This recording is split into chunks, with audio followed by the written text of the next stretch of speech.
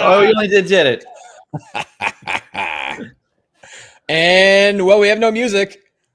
And go. That's a big fist. That's a big fist. Roxy, we Roxy, can't you're hear muted. you.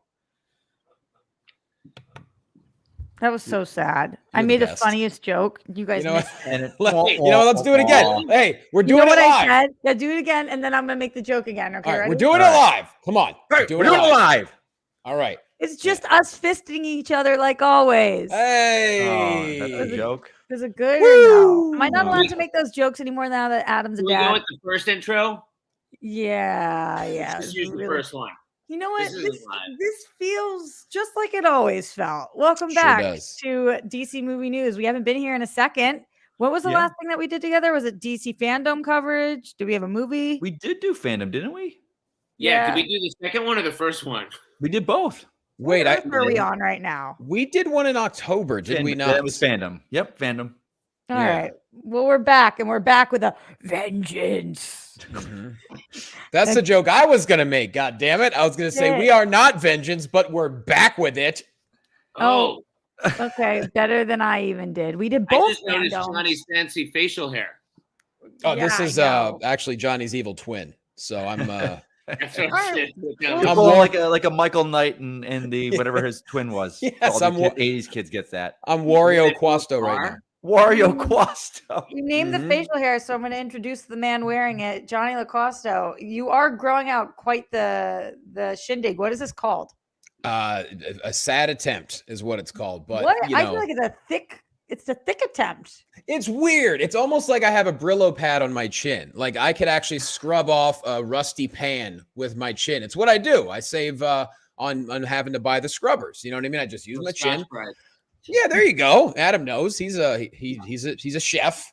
You know What is that song? Soft on gentle on carpets. What? No, none of you guys know. Blurred lines going to Jamaica. Welcome. That joke will never die, and I don't Really, I want got to it to. stop fucking singing on air. Adam Gertler, everybody. New dad, not so new anymore. But Yeah. still baby dad, girl dad. What's going on, Adam? Mm-hmm. Not too much, you know. We just put Miss Poppy to sleep over here. She's just taking like a pre-bath nap right now. But just before, and the reason I was a little late to join you is she was really screaming a lot. And it's a little frustrating. We don't know why she's screaming. And I had like multiple bottles napping. You're trying to figure it out. And then they cross over and she's just screaming. I'm like, well, it's a small battery. It's got to run out of energy soon, right? Mm-hmm. Like I know how much physical calories are in it. And it only weighs like 16 pounds. So at some point I'm like, it's going to run out of energy. I'm like, holy shit, is this thing solar powered? And then I'm thinking like, oh my God, this will solve the foreign oil crisis. Like we just use baby batteries. Yeah. Because they have so much fucking energy. Great to see you guys. Not to relate your baby to my vibrator, but the smaller the battery, I feel like the more of the energy the more the oomph. Yeah. Right. Although you don't want to shake Poppy like Roxy's vibe. Anyway, yeah, the one who's just gonna let that fly, Mikey Christmas, Mike Kalinowski. What's going on, Mike? It's a good facial expression you got going on there. Yeah, you guys are my family, and there's certain things you don't want to know about your family, and there's certain things you don't need to think about your family, and that's that's up there, Rox. But, I know. I'm really sorry. Like I don't when you think hear about your sister, and you're like, what the fuck am I hearing about my own sister? Yeah. Jesus. Yeah. Well, it's been a long panini. We've been in a pandemic for 2 years, Mike. I feel, and you're still looking as good as you do, kiddo, and holding up as good as you are. Oh, thanks, friend. I don't know what the fuck is going on with this look right now. I'm in a different time period. It's but funny. that's fine. I see you, and then I see your counterpart on a Steph Bra. Yeah, I see her more, but you guys both. Like last time I saw her, half her face was blown up because she smashed her face into something, and it was pretty hysterical. Okay. Yeah, we had a podcast like 11 in the morning. She shows up. She's like, "Hi, everybody." Oh, like she had a stroke. Hi, look what I She did. fell down the stairs and Yeah. she tried to catch herself down the stairs in the banister, and so she like linked her arm in it, and it took off all the skin. Oh. but she like smashed half her face and it was all like swollen. Like you could like it looked like she had some kind of work done, but like on half the face. Yeah. They're That is all like, one thing you "Oh." don't want to give a whirl to. Ooh, Okay. no. All right. Oof. We're gonna give a whirl to something really fun today, though. We're gonna give a Yeah. whirl to doing DC movie news and talking about the Batman, a movie that we have been waiting for forever. Ooh. I Maybe- think What do you think? I think our last show was us in studio talking about the suit reveal when they did that little teaser. February of 2020. I think was one of our last shows. That would make sense because I mean, I remember we talked about it before I left in 2019. Yeah. You know, I don't know exactly when Matt Reeves signed on, but I remember we talked plenty about it. So it's kind of a hell of a long road. And we did not do the Suicide Squad show. We did not. No, we we did didn't. Justice League, Zack What Snyder. happened? I We don't did know why Zack we didn't Snyder's. do it. You would think that of all the people who knew when our last show would be, one of the four of us would be one of them.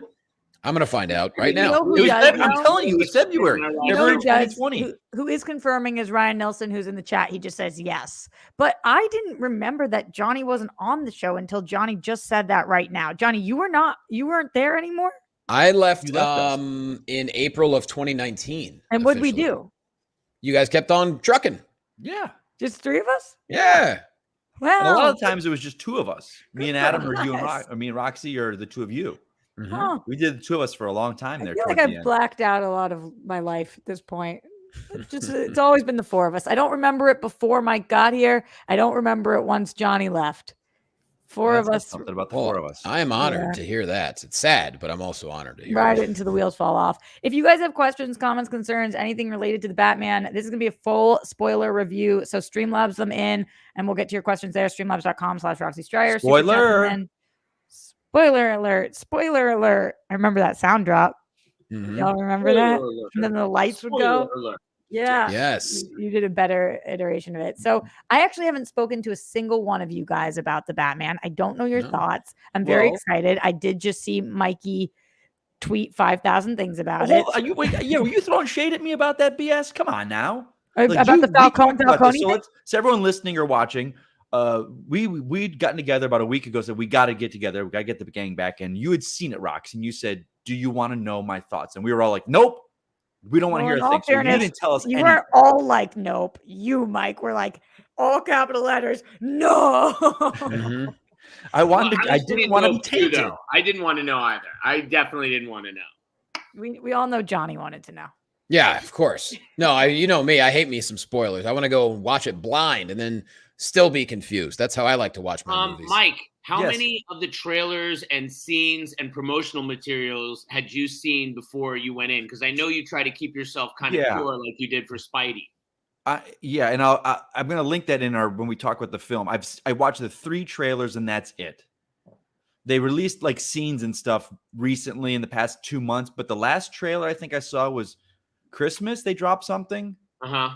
and so I only saw the first fandom trailer, the second fandom trailer, and then there was something within Yeah, like then there the was past. another official one. I think I'm right there with you, man. Yeah, When that's I all. heard I didn't. scenes and They stuff, had I was released "Guys, like what the are we doing?" Falcone scene, and they released like no, I didn't watch any Funeral. scenes. I heard So- funeral scene too released. Yeah, so I didn't watch anything. And Nope. as of this taping, how many times have you guys seen the movie and what have your viewing experiences been, including you, Mikey, who I saw you had a very special guest at one Yeah, of the that's screenings. That's So, nuts, man. I've Mikey, seen you've it twice. Twice? Okay. I saw it twice. I saw it Thursday night. Like, we've got a group of guys that go, and they live over in West Hollywood, so we always see it kind of at a crappy. We see it at the Grove, but it's not like a great theater. It's an AMC, but it's just a bland AMC. The Grove's and my an first thought- AMC? What's up? The Grove train is now an AMC? Where have you been? I don't know. Yes, it's not- Roxy. It I came remember back. We- Pacific closed, but I didn't know it opened as AMC. It did. AMC Wow. bought it, and they came back. Okay, then. Yeah. Wow. Okay. Wow. But my thoughts coming out of that were I really, really liked it. And some of the guys I were talking to made some great points about the issues with it. So I was like, all right, let's see how I feel. And we had tickets the next day. But we had like, I'd work and I had a Schmodown taping, and Shan and I both like, let's see how we feel. And as the day went on, I couldn't stop thinking of the movie. And after the Schmodown, I was like, I got to go see it again. If you don't want to go, I told her. She's like, nope, let's go. We grabbed some dinner. We showed up, and then they're like, "Yeah, we're having some problems with projector, but this guy can explain it better than I can." And Oh, out came come Robert on. Pattinson. Damn. Yeah, Dude, I'm so mad at myself because you just said that we're having problems with projectors, and I was like, "Oh, fuck this! You got to leave!" Like, Yeah, like immediately. everyone, you hear the audience like this silence, like, "Are you kidding me?"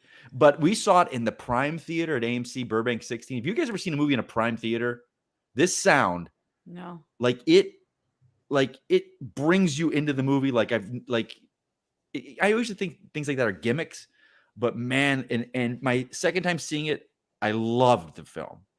And the issues that I was going in thinking about that people had said were not issues for me, and it just was able to sit better. And I think going back to watching trailers, I don't know if you guys do this, but when you watch a movie so many times, when you're watching it for the first time, you are like, okay, that scene in that trailer, when's that going to happen? When's that going to happen? And the scene, the very first thing that they showed from this film was the stuntman on the bike in the graveyard. That was like released like 2 years ago, the pictures of him. So I'm like, where's the scene of him on the bike in the graveyard? And that's the very last scene of the movie. So I'm like, halfway through the film, I'm like, oh, that scene hasn't happened yet. So I'm going in and out of the film because I've watched trailers expecting things. So I've stopped watching trailers in general. Like I walked out of the theater when Doctor Strange trailer came on. I'm just not doing it anymore. It doesn't ruin a movie for me, but I want to go. Like the last Spider-Man experience was awesome. My Spider-Man experience was phenomenal. There's a lot given away in the trailers, and I will say, I really am sad. As much as I love the Batmobile moment we saw in the trailer with Penguin, that was robbed experiencing that for the first time in the theater, because that was the climax of one of the most amazing scenes in the film. That's very true. I know where this is going to land. Yeah. Can you imagine if they didn't show that? What's that? Yeah. Can you imagine if they didn't show? And I know you've got to show things to market a movie. I get it. People like us, we're going to see it regardless. We're going to see it regardless. So, Adam, at this point, you've seen it twice? Twice. Okay, so the first time I went to Fan Experience on Tuesday, and I didn't even know that was going to happen. I was literally on Twitter at 9:05 a.m. the day they went on sale. Oh, immediately I was like, oh, cool. And then I looked, all the AMCs that I normally go to, all the IMAXs I normally go to were booked, namely the one at Universal City Walk. And then my backup was Alhambra, and that doesn't fill up very quick, and that's kind of near where I am in Highland Park now. So that's where we saw the Fan Experience one, which is cool. And then last night, a friend of mine does a thing where he rents out a theater, and I couldn't believe that at an AMC to rent out like a small theater with beautiful seats and everything was like $600, and like 25 people that were friends. We all went to college together and haven't seen each other in years were in a theater last night. So that's awesome. Yeah. And I definitely liked it after the first time. I was thinking about it the next day, just like you said. There were parts of the plot that I still did not understand, right? Like the Riddler mechanics. I couldn't remember. I was like, was Batman a good detective? What did he really do? Like, there was just so much emotional responses and hooting and hollering and screaming at every action scene. By the way, spoilers, the action scenes in this movie. Mwah, mwah, mwah. That's a literal chef's kiss right there. Literal chef's kiss. Yeah. And then the second time, a lot of the plot stuff dug in. The things that I didn't like about the movie the first time, some of it went away, and then some of it kind of remained, not to give anything away. But yeah, really, really love it. Solid 2 times, saw it, think it's great. So excited. This is our new Batman overall. Johnny, what about you? You've seen it once. What was your viewing experience? Paint a picture.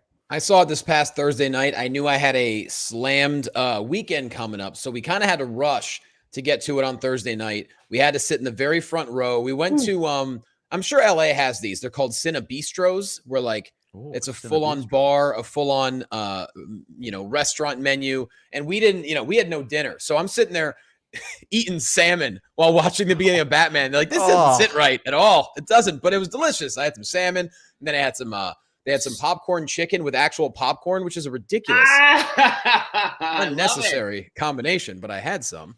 And so we sat in the front row. I have a follow-up question. Is the chicken battered in popcorn, or there's battered chicken and popcorn? It's basically just popcorn chicken and popcorn shrimp, and then they throw popcorn in there for no goddamn reason, and we bought it.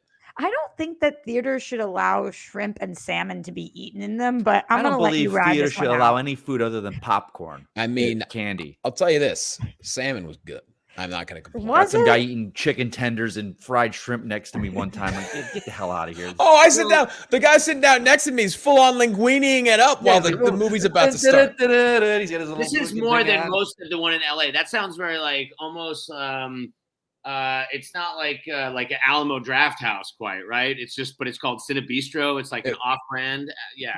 No That's joke. It's called salmon. Cinebistro. It was No. in Tampa.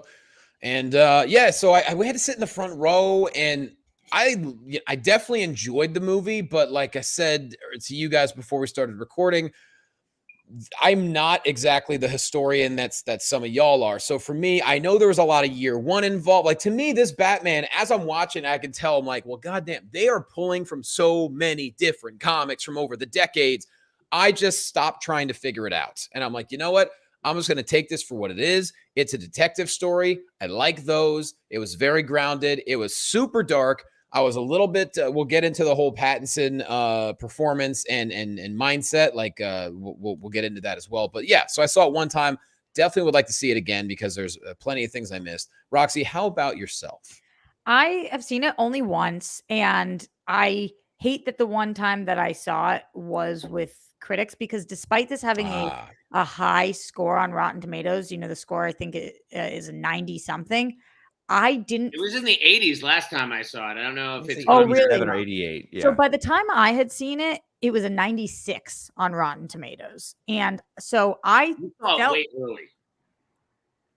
what? You saw it really early. Yeah, and it was 96. Yeah. What'd you just say, Adam? I just said that you saw it before a lot of I said, people. wait. So I was waiting, but then you didn't say wait. No, I was. Amazing. So Going I off thought the rails. when I went there, it was a 96% on Rotten Tomatoes, so I thought all the critics were going to be loving it, but I went to a screening in which I felt like it was not as well received. And so I'm really excited to go see it again with the fans, but I really liked this movie. I thought that it was, some of the parts about it are the best that any Batman movie has ever been. The way it looked, I think this is visually the most appealing Batman movie we've ever seen. And there are different aspects that really, really work for me.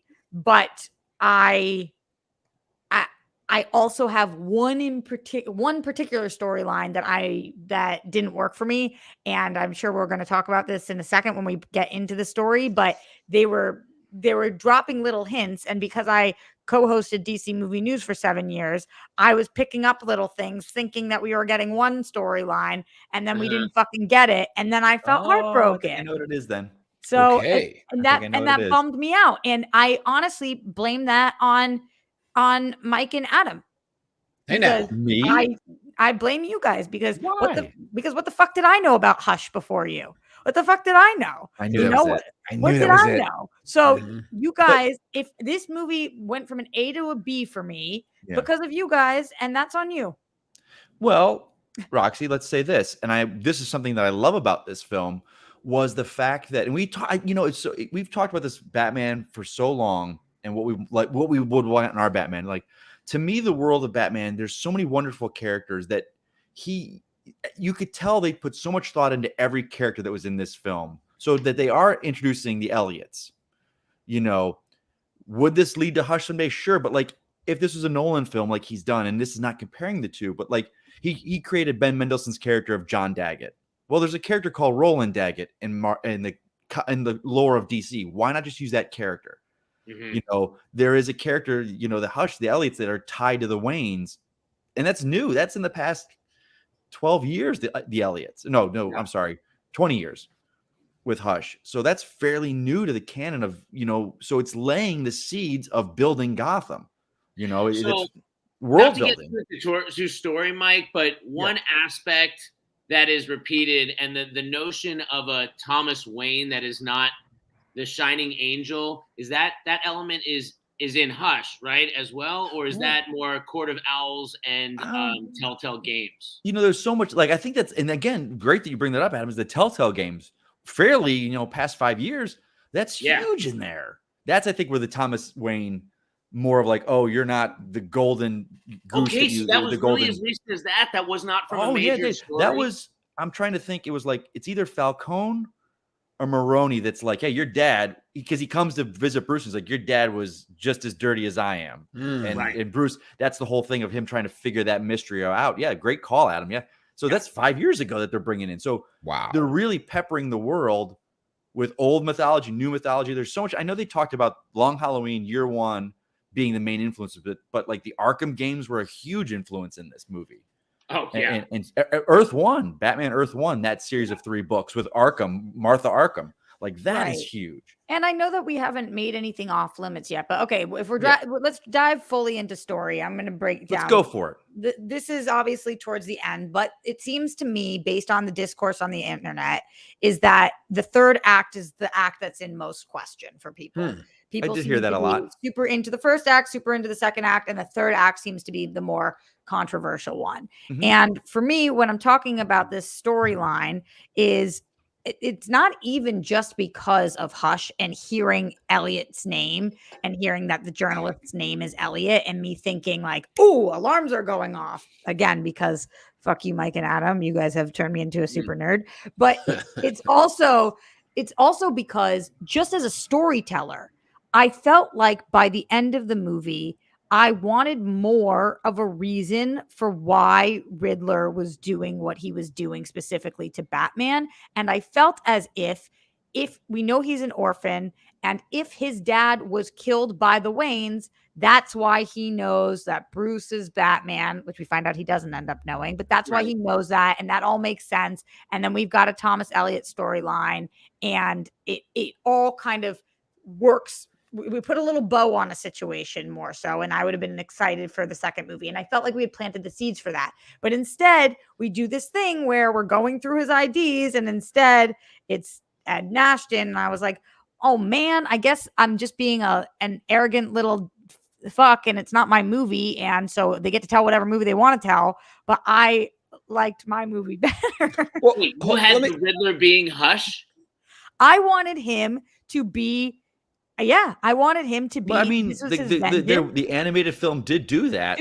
Yeah. He was Hush. So I could see where you're saying, like, am I thinking ahead? The animated film? Yeah. Yes, which we watched an interview. That was their big kind of. We watched that with the director. Right. Oh, I guess I didn't remember that. Wow. Yeah, I didn't realize that it was take actually that. meant to be the Riddler. And then when we're going through his things and we find out that he's an orphan, and I'm thinking, oh, he was orphaned because Thomas Wayne killed his dad, the journalist, and now this is why I see what you're saying. Gone after Batman. So Roxy, you deep dive geeked it, man, more so than us. But at the same time, though, it just goes to show his level of insanity, though, because if he was a journalist, he was also on the payroll, so his dad was also corrupt as well. But that's one of those things where the villain never wants to look on the full spectrum of things. You know what I mean? So, but I have a question to you, Rox. So you mentioned that. I remember the scene where he's like, Bruce Wayne, like, but you said it turned out that Riddler did not know it was Bruce Wayne. What did I miss there? My interpretation is that he doesn't know it's him. They're leading you to believe it, the way they're talking, and then you see his kind of like Batman does that like kind of turn, like, okay, he doesn't know it's me. It's a little clunky. They really lay into it. It reminds me, I don't know if you guys remember this. It was in Mission Impossible, the first one, where he's talking to John Voight and he's telling the story of how they're killing people and he's leading him on. It was. On the second rewatch, it was much clearer that that's he doesn't know it's him. Right. That completely. Johnny, you're super not alone in that. I was doing for World Girls last night. We were talking about it, and half the chat thought that he knew it was him, and half of them didn't. So that is, as Adam just said, a little clunky in the movie because the way that he's speaking is as if he knows it's him, and then he says one thing that makes us know he doesn't know. He just has thoughts on the Waynes, and he's also talking to Batman, but he's not talking to Batman about him being Bruce Wayne. Yeah. He said that's the one we didn't get. So so the sort of like 70 twist was really that the Riddler just exists because of Batman, and it was like sort of like that sort of recent Batman trope of escalation, which is kind of touched on in the Dark Knight films as well. Like, you exist, so these other elements exist. I just want to talk about one real positive thing that I'm sure everybody could just geek out about. And I think what a lot of people are responding to it is just how the film opens with the narration and the bat signal and all that stuff and showing where he is in the world. That stuff just had me out of my chair the first time I was seeing it. I'm like, the narration, the Frank Miller-ness of it, and the fact that, I mean, I knew what was going on. I knew that they were showing me a thing that he wasn't going to be there, but the fact is he is there because of this. I just love it. Love it. Eating it. So with you, Adam. So with you. While you're talking about the opening scene, let me ask your thoughts on this. So the gang that where I guess we're trying to initiate a guy and jump a bunch of people, Batman beats him up. Do you think were they a Joker gang? And can we infer at the end of the movie that maybe Batman put Joker in prison prior to all this happening and say his year one, if you will? And could or is it just a bunch of dudes with painted faces? I think Super it's fair dudes. question. I think Fair it's question. just dudes. I think it's open to interpretation. I think it's just dudes, but based on what Matt Reeves said about the guy, you know, that Barry Keogh plays, who's like, he's a guy that has his interpretation of that character is a guy that's got a perma smile on his face, is sort of like a birth situation, and he's already in jail, but he's not really the Joker yet. Yeah. So maybe Batman did put him in jail. You don't know, but he has not achieved Joker status. And he's also gone. Matt Reeves has also said, like, that's not me saying Joker's in the second film. It's just kind of layering in the world like he's doing. He's steeping you in how all these people are starting to exist in this Gotham. Wow. And I love that the fact that you don't need origins for all the characters. Like the Penguin just existed. The Joker, if that's what he is already existed in this world. Like we're in it. We're along for the journey. We don't need the origins. Right. But he hasn't claimed the moniker yet. He's not like the right. big. No, yeah. And yeah.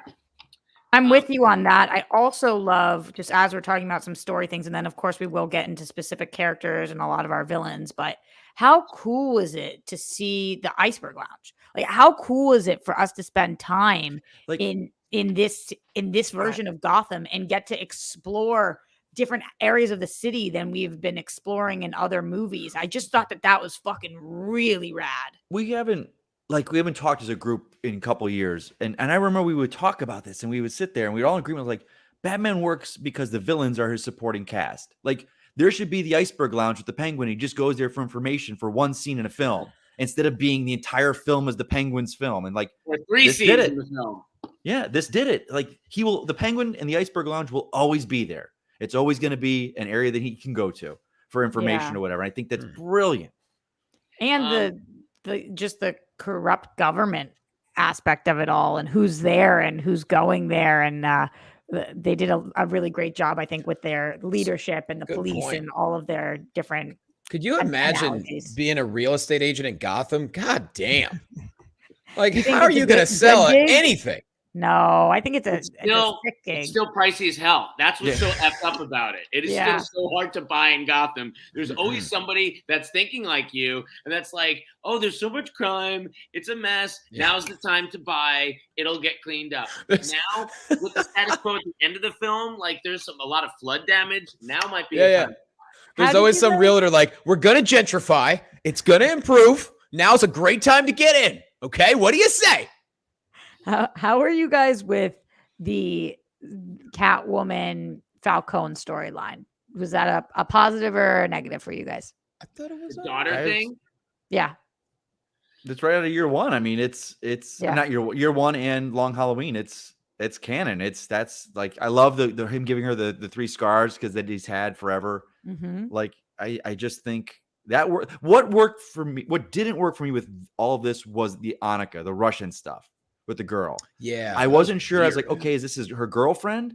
Because they did make a point that she was bisexual, or at least Zoe Kravitz talked about it. She kept calling her baby over and over again. Right, so I'm under the impression that if not the label girlfriend, it was at least her lover. Right. She's bisexual. That's what Zoe Kravitz has said about the character. You know, it's very much how she interpreted it, you know, and it is in the script as much as it is. I would say that's one of the things about the film. The first time that bothered me was the Catwoman stuff. I was like, her dialogue was veering so much into the Frank Miller-y, Sin City-y kind of world that I was like, oh, this is almost, is it kind of like that? She's like, hey, toots. And like her whole attitude was like, yeah, you know, it was so film noir, on the nose kind of thing. And like, and my wife said the same thing. She was like, "Oh, it seemed like Sin City at a time."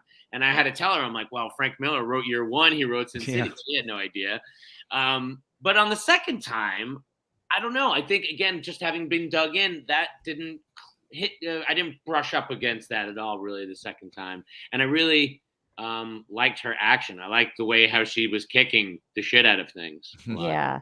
The Annika stuff didn't bother me at all because I felt like it really grounded Catwoman in a way that made sense, that was relatable to me. Like, why does Catwoman give a flying fuck about this situation? And that's why it worked.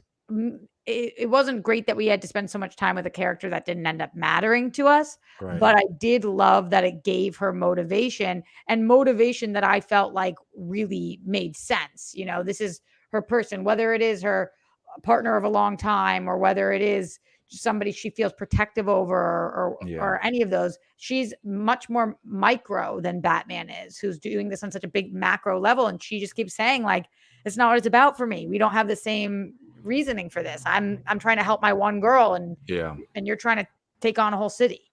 And I liked that they didn't have the same motivation, because that sometimes gets a little tricky for me. But I definitely hear you on that. What was the part of the story that worked most for you, Johnny? Is there a particular storyline you really liked? I was about to applaud Jeffrey Wright as Commissioner Gordon. I loved it. It was, I mean, because obviously we've never seen this kind of relationship, at least in a movie, with Batman and Commissioner Gordon. Obviously, they've always been on good terms.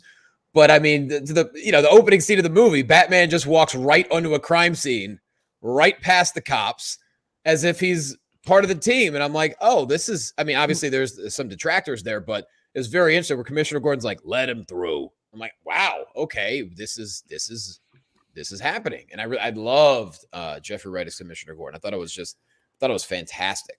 That was a great aspect of the story, for sure. That whole part of that relationship was so. I love the fact that he's constantly like, "Come on, man, come on." He never calls him back. It's always man. He's always calling him man. Like that was such a script choice to familiarize the two of them with each other to such a level where it's just. And if you guys notice it, except for once in the film, whenever Batman's on a crime scene with other cops, he never talks to anyone but Gordon, except the one cop at the end where he's like, "Call Gordon." Like he never looks. The way he manipulates a room and looks around was brilliant. That whole with the Gordon, contact lens thing. Oh, and he's just debate, like when he looks at the finger and he tells how it was cut. It was cut before he was killed because he could see the blood crystallizing. Yeah. Like he's just brilliant, and they showing that detective. But the fact with him and Gordon was just awesome. That's another great point you bring up. The use of tech in this film was so not overdone and so good. The few little things you got were just so good. And what I love about that is in relation to the Nolan films, what the Nolan films did so fucking good, they kind of didn't tread on them. Like, I think that origin is so great in those films. And I think all the tech explaining stuff is so great in those films. And I didn't need it in this film. No. And so you don't compare that aspect of the film. But those fucking contact lenses were great. And yeah, that was absolutely I was just going to say is that it's funny because Gordon is corrupt in that he's cavorting with a vigilante, but all these other cops are fucking corrupt for taking money. Yep. And so while they're like, how are you doing this? How is this guy getting away with this? They're apoplectic at Gordon letting this vigilante on this scene. At some point, they must have in their consciousness, like, well, I'm taking money, so I mean, I guess he's breaking the law in public, so I can like shake my fist, but really there's not a lot underneath it. I don't know. Yeah, a huge part of the movie that worked for me was the fact that, you know, the with everything going on in 2022, to take on a detective storyline that heavily features the police. Obviously, there's a lot of thoughts that you are having. And I think that one of the things that this movie tried to do with politicians and police officers was to say, there are a lot of bad ones, not all of them, though. Yeah, they make a great, because I see the term propaganda thrown around, and I don't know if they use that for like, hey, we're pro cop or anti cop, because this movie was showing that, like, yeah, there's dirty cops, but then when they bring Falcone out, there's 50 cops out there, like, yeah, and you didn't get all the bad, not all of us. He says you all work for me, and he says not all of us. Yeah, so and also. Like, people was need to both calm sides. down. It's a comic book movie. If you're going to complain about any kind of the Well, way cops are looking, it's I a saw a comic lot book of movie. negativity about the fact that like all the main Riddlers, people they went after, the mayor, the DA, the commissioner, were white guys. I was Yeah. like, yeah, but then look at it. You've got a young black female mayor who goes to the young white rich guy going, hey, you need to help me. We need to team up to bring Gotham back. So I thought that was a bold choice and worked incredibly well. I need her to acknowledge that she needs to wear a bulletproof vest. I like that she didn't leave the city. I'm super with the fact that she was like, I'm going down with this ship, but you're going to run out center stage and just think that after every other political official in your city has been killed, that you're just going to be fine in the middle of the stage. But think about it, Rox, from a political standpoint. Like, when have we seen as politicians walk out on stage with a bulletproof vest? It's a show of weakness. Or put under and your she outfit. needs to go like under your outfit, but a hoodie over it or a big hoodie. sweater. Big I did notice big when she was getting jacket. helped out, she wasn't moving as if she had just been shot. So I thought that was a little bit weird to me. I have to really quickly shout out Volodymyr Zelensky as being the bravest politician. I know. Trying to stay around with the ship. Go- Anyway, so. Go Jews, Adam. Go Jews. I just, it's just something to think about. And like, not to bring the thing. And he doesn't go center stage. Listen, he doesn't leave. No, he but takes he doesn't videos go off center the side. stage. Being in front of 1,000 people is a bad idea. Come Bad on. idea. Come on. Fair You want to enough. stay in your city. You got to survive. You can't just You go gotta out be on smart stage about with Gotham. Come on. Come on. It's just not the smartest move. I like her. But one of my favorite parts about this movie also is the fact that I walked out, and I wonder how you guys feel about this, just knowing I want to see more. Where the story ends, the characters that were introduced. I just really, after 3 hours, not one part of me was like, that was too long and I never want to see this again. I was like, I could take 3 more hours right now. Give it to me. I'm needy. How did you guys feel walking out of this? Did you feel like the story merited a second movie? Do you feel like that's something you would want to see? Maybe a third? Yeah, 100%. I wanted to see more. Walking out of it, I knew that this was a Batman that really works. Say what you will, like he works. He works really well as Batman because to me, he accesses that part of the Batman, the animated series Batman that people likes, almost like in his voice. And like there was a lot of that Batman, the animated series in there too. Like there was just a lot of those things. And like I liked his voice. I loved like the way he acted behind the cape was just some of the best acting as the character. I mean, I hate to say that it was so acting, capital A, but it really was. I mean, there were aspects to the character we hadn't seen before. And I think that was the biggest takeaway. That was like, this is not the most perfect film in the world. I don't know if it's as rewatchable as like the first 2 Nolan films, but there's so many things that I was so in love with. And like you said at the beginning of this, Roxy, some elements that were the best we've ever seen in a Batman film. So many of those that, I absolutely can't wait for more from this guy. Especially a lot of the tech elements. Oh my God. The technical elements were insane. Johnny, what about you? Did you walk away from this wanting more, less? No question. I'd love to see a sequel. I'd love to see more. I gotta be honest. I need to see it again. I had a hard time with Pattinson a little bit. Okay. Talk about it. Speak to it. Okay. Preach, brother. And this is no judgment off of, I've never seen Twilight. I don't care. You know what I mean? Like I went into it like just open-minded, nothing against Pattinson. I know people love him. And I understand like partway through the movie, I'm like, God, like he's not even acting like a human being. He is just so dark and miserable and emo. And then I realized, oh, wait, this is a younger Batman than we've ever seen in a movie. He's still a young adult. He's working through all his grief and his anger and his fury and his frustration. So I understand now why he is not the Bruce Wayne, the philanthropic Bruce Wayne that we are so used to seeing in film. So that part I do get. But for me, he was, even as Bruce Wayne, I don't think he spoke at a regular room tone the entire movie. To me, everything was a Steven Seagal whisper. And I just need a little bit more range. That's just all. Otherwise, I get why people think he's a great Batman. That's fine.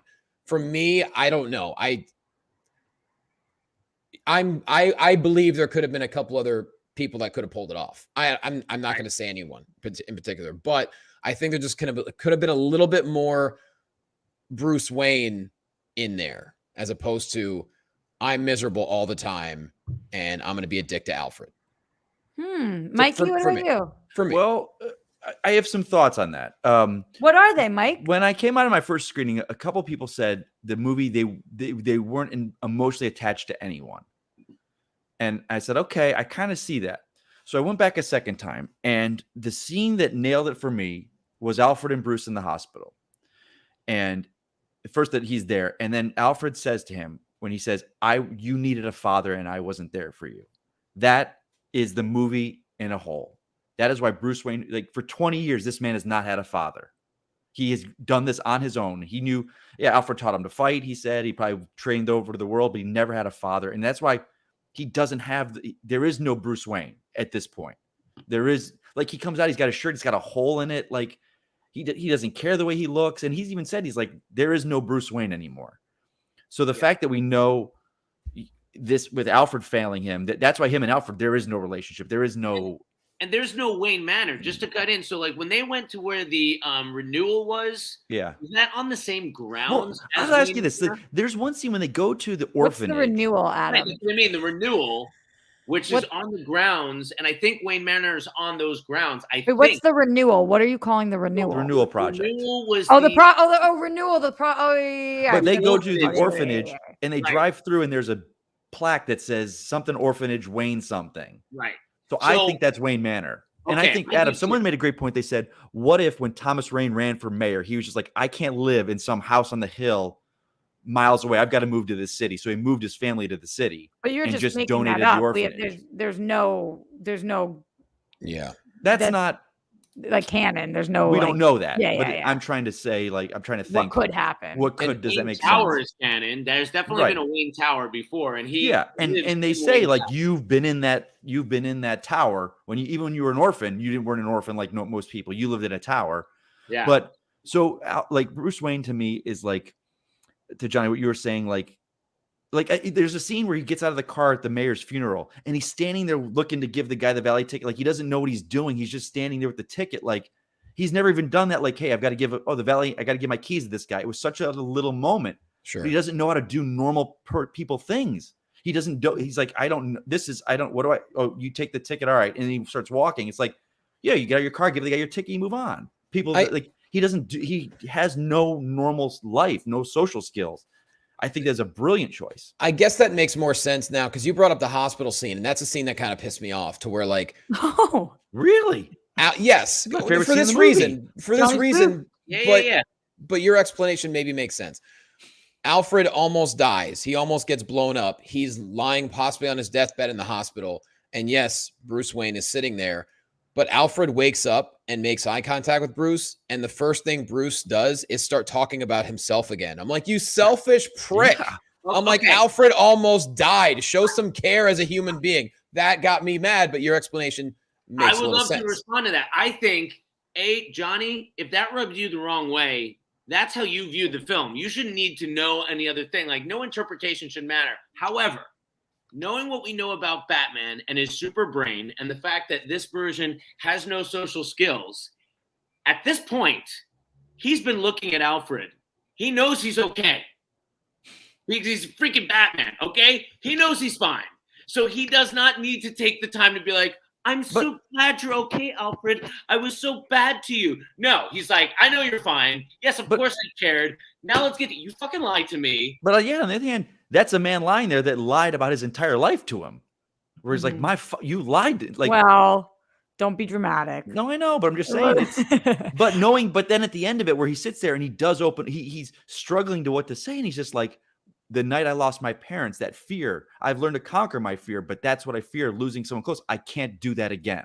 Mm-hmm. And then they held hands and the light went up. I was like, that's the best scene in the movie right there. I enjoyed that scene, but I feel where you're coming from, Johnny, because I do wish that we had a little more juxtaposition between Batman and Bruce Wayne in this movie, mostly because I know people don't like to play the comparison game, but it's a Batman movie. So there's a ton of other movies to compare it to. So I think it's valid and acceptable for me to do so. My favorite, of course, being TDK, is how there is such a clear distinction between Batman and Bruce Wayne. And in this movie, both Batman and Bruce Wayne are Nirvana grunge Batman Bruce Wayne. And But that Roxy- works for me. But we didn't get to spend enough time with Bruce Wayne in this one movie, which is why I really would like there to be more, for me to feel like I understood who he was being to the outside world, what kind of facade there is. He's saying there's not, but still Riddler doesn't know that you are Batman. So obviously you are keeping a facade. You don't want people to know who you are. You don't tell Catwoman who you are. Nobody knows who you are. So there's got to be some layer there. And what are the differences? Because you are very smart. So how are you portraying yourself? And But I in don't this think he goes moment- out in public. I don't think there is no Bruce Wayne. There is no What do you- Bruce but he Wayne. still Like, has to go to the meetings. but hold and on, but still- like, no, you Roxy, you talk about that. They're like, the accountants are here. It's like, why are they here? It's like, because you won't go to them. Because you won't Like, go to them. Yeah, but you think he hasn't He's gone not in doing 20 it. years? You don't think in 20 years he showed up? No, come on. He's going. He's just not No, like He he's- probably he's shows up with his often. glasses on, and he's like, "What do I got to say? I got to sign some checks. Okay, I He's been got to doing this go." 2 years. I don't think they've seen much of him for 2 years. But here's a question Yeah. I would like to ask you guys related to other canon. Do you think this Bruce Wayne left for any number of years and like trained abroad? Oh, Because that- absolutely. Okay, I wasn't think- sure, I think- because I think Alfred Reeves- implies that he trained him. I think Reeves is so much into the character and the love and the lore. Like in the comics, Alfred did train Bruce. Like that's more the newer stuff too. The Earth Year One. But I'm sure he went for years. He was gone because I then think then so it as leans well. to what Roxy said is like, okay, if you've been in Gotham, you didn't leave. You've been around. You've been Yeah. out. I'm So I with think you. he's gone. And I think he's been back 2 years. And I think we're going to get more of that in the second movie. There's no way we don't see some flashbacks going on. Oh, and I There's no think way we don't get a and, little and we more. will see the Bruce Wayne like watching Robert Pattinson on the red carpet with the perfect hair and the perfect suit. Like there's Bruce Wayne, the billionaire playboy, and he's gonna nail it 2-3 films down the line. Right, Like, I want to see that. I'm and excited we'll for get that. there. I think we feel will. very Like, let me similar- say this, Roxy, to what you're saying, and I Mhm. thought this the other day, and I think we're at a point now with DC, like the DC EU, Affleck, Keaton, that's going. This is its own thing. And Reeves And has does that said include Batgirl? Batgirl's on that one. That's With that Keaton. one. Okay. Yeah. Reeves has said like it's his Reeves verse thing. But we've talked about this. The Batman world and the Bat family is so big, it's its own cinematic universe. Like just think about like this being Iron Man.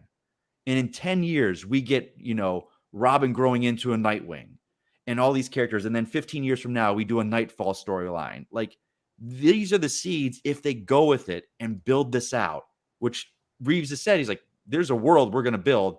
I don't want to bring in Superman. I have no desire for connecting it to anything else. But in this Bat verse, this is it. So remember the way that I started it wasn't that this was a flaw in this movie. It was why I want more. Right. Oh no, So I'm that- saying this is like yeah. I think you'll if And I think I'm going to they're get more, allowed which is to exciting. if the studio keeps doing what they did with him, let him have his way with the film. I think that absolutely could build into a huge world. So another question I have for you guys is What you in got? this Gotham, do you see something like a Clayface? What do you think, Poppy? Ooh, that's a great question. We were talking about this last night because Hold on. What do you think, Poppy? What do you Yeah, think, look. Poppy? Oh, What do you think, Poppy? Look at those there she eyes. is. Poppy, see what you think. What do you think, Look at Poppy? those Do you think eyes. there could be a Clayface in an upcoming Batman film? You know, it's funny. I actually met the Rockstar No. Poppy once, and they have the same eyes. So I don't know what that means. Wow. Yeah. Well, see, Poppy, there you go. Who's your favorite Batman, Poppy? that's Roxy, and that's Mikey, and that's Johnny. Yeah. Wow. If you're listening to us right now, my 4-month-old child has made an appearance. She's calmed down, but she looks like she could go either way. She's both we don't know. equally smiling and crying at all times. Oh yeah, her face is. She's really switching up. She's wow. Look at the. She's Keeping an us on our actor. toes for sure. She's a natural Oh, performer. show. She's gifted. You just asked us a question, Adam, but I don't know what it was. where does he see the the fantastical with the supernatural element. villains? Hmm. Like we were talking about this. You guys with hear him? friends Because of I mine. can't hear him Yeah, I hear him. anymore. We Okay, lost you, Adam. Adam. We lost you, buddy. You Come did? back. But no, Yeah, no, you're there. back. Okay. You're saying like because Reeves has said the fantastical doesn't want to go into where do we go? Like we were talking about this. Okay, so what? These are my thoughts on villains: Professor Pig, Hush. Oh, that's what I said. I think Man-Bat could really work. I But think. do you think that DC is going to have their dick in the soup in a way that they're going to say, "Here's who you can play with"? I hope Roxy Joker, Scarecrow, Wait, Mister did you Freeze. say- wait, did you say what I just think you or said? Dick in the Soup. Yeah, They're gonna have WB's Dick in the Soup. you Is know that what a it thing means, that though. people Do you say? not understand it immediately? Oh, when I knew say exactly it? what you meant. I know what you meant, but I'd never heard it. I'm like, that Roxy- can't be what she just said. Roxy, let me say this. Yeah. I think WB has finally learned their lesson. Okay. And I think the returns on a film like $250 million this movie made in 3 days worldwide. Whoa, That's wow. quarter of $1 billion. Like, hopefully they've learned, like, all right, let the like Suicide Squad, even though it didn't make the money that they wanted, the reaction was insane. Peacemaker. Yeah.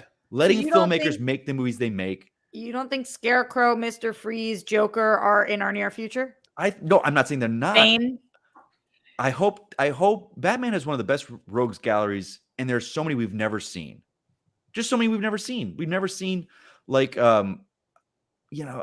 like I said, Professor Pig, Man-Bat. Well, you should I watch think- Gotham, and then you'll have seen I Professor think no, Pig. not It's gonna very do it. Great Not gonna do storyline. it. It was an excellent Nope. storyline. Not gonna do it. Well, to that Very well point, though, I done. mean, we were talking about a possible sequel. Do you feel like if the sequel takes place, it would have to be after Gotham is somewhat revitalized, right? Because right now it is It's a in good point, ruins. Johnny. It's a good point. Like, how will we get a little bit of a couple month time jump? Or Gotta be. Well, no more than that. Look, the whole city was underwater. well, guys. here's the thing we were talking about too, because if you watch in the film when he's racing to Wayne Manor to see Alfred with the bomb, he goes across a bridge, and Wayne Tower in Gotham is on another island. So there's 2 islands. It seems like the one of them is underwater.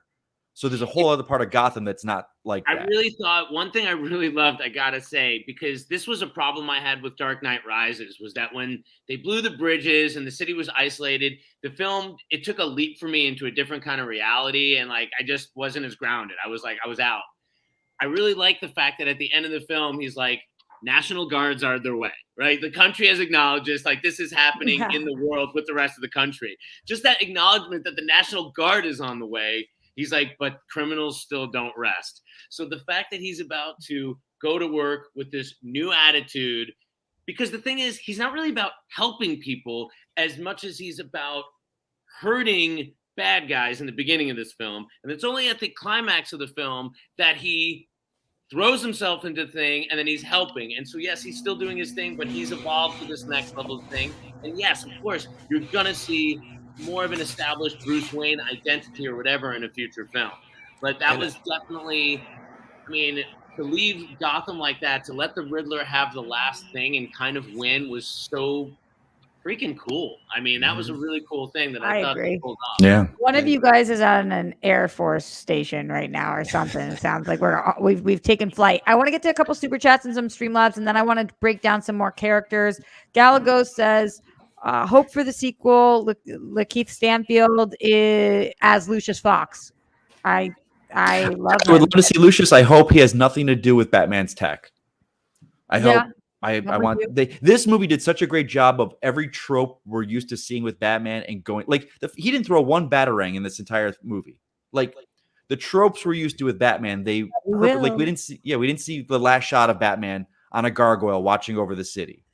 So I love that they know like, hey, we know what's come with Batman before. We're giving you something new. Motorola says, what moment had you thinking, oh, you're screwed more? The introduction of Batman or the Batmobile? The Batmobile introduction was fucking sick. Yeah. When in prime in that theater, when that thing revved up, it was insane. Yeah, that was really Hard to top that. I love the Batman intro though too. I mean, that was a great really cool. slow walk. I love his calves. The costume, his lower leg costume is just intimidating as shit.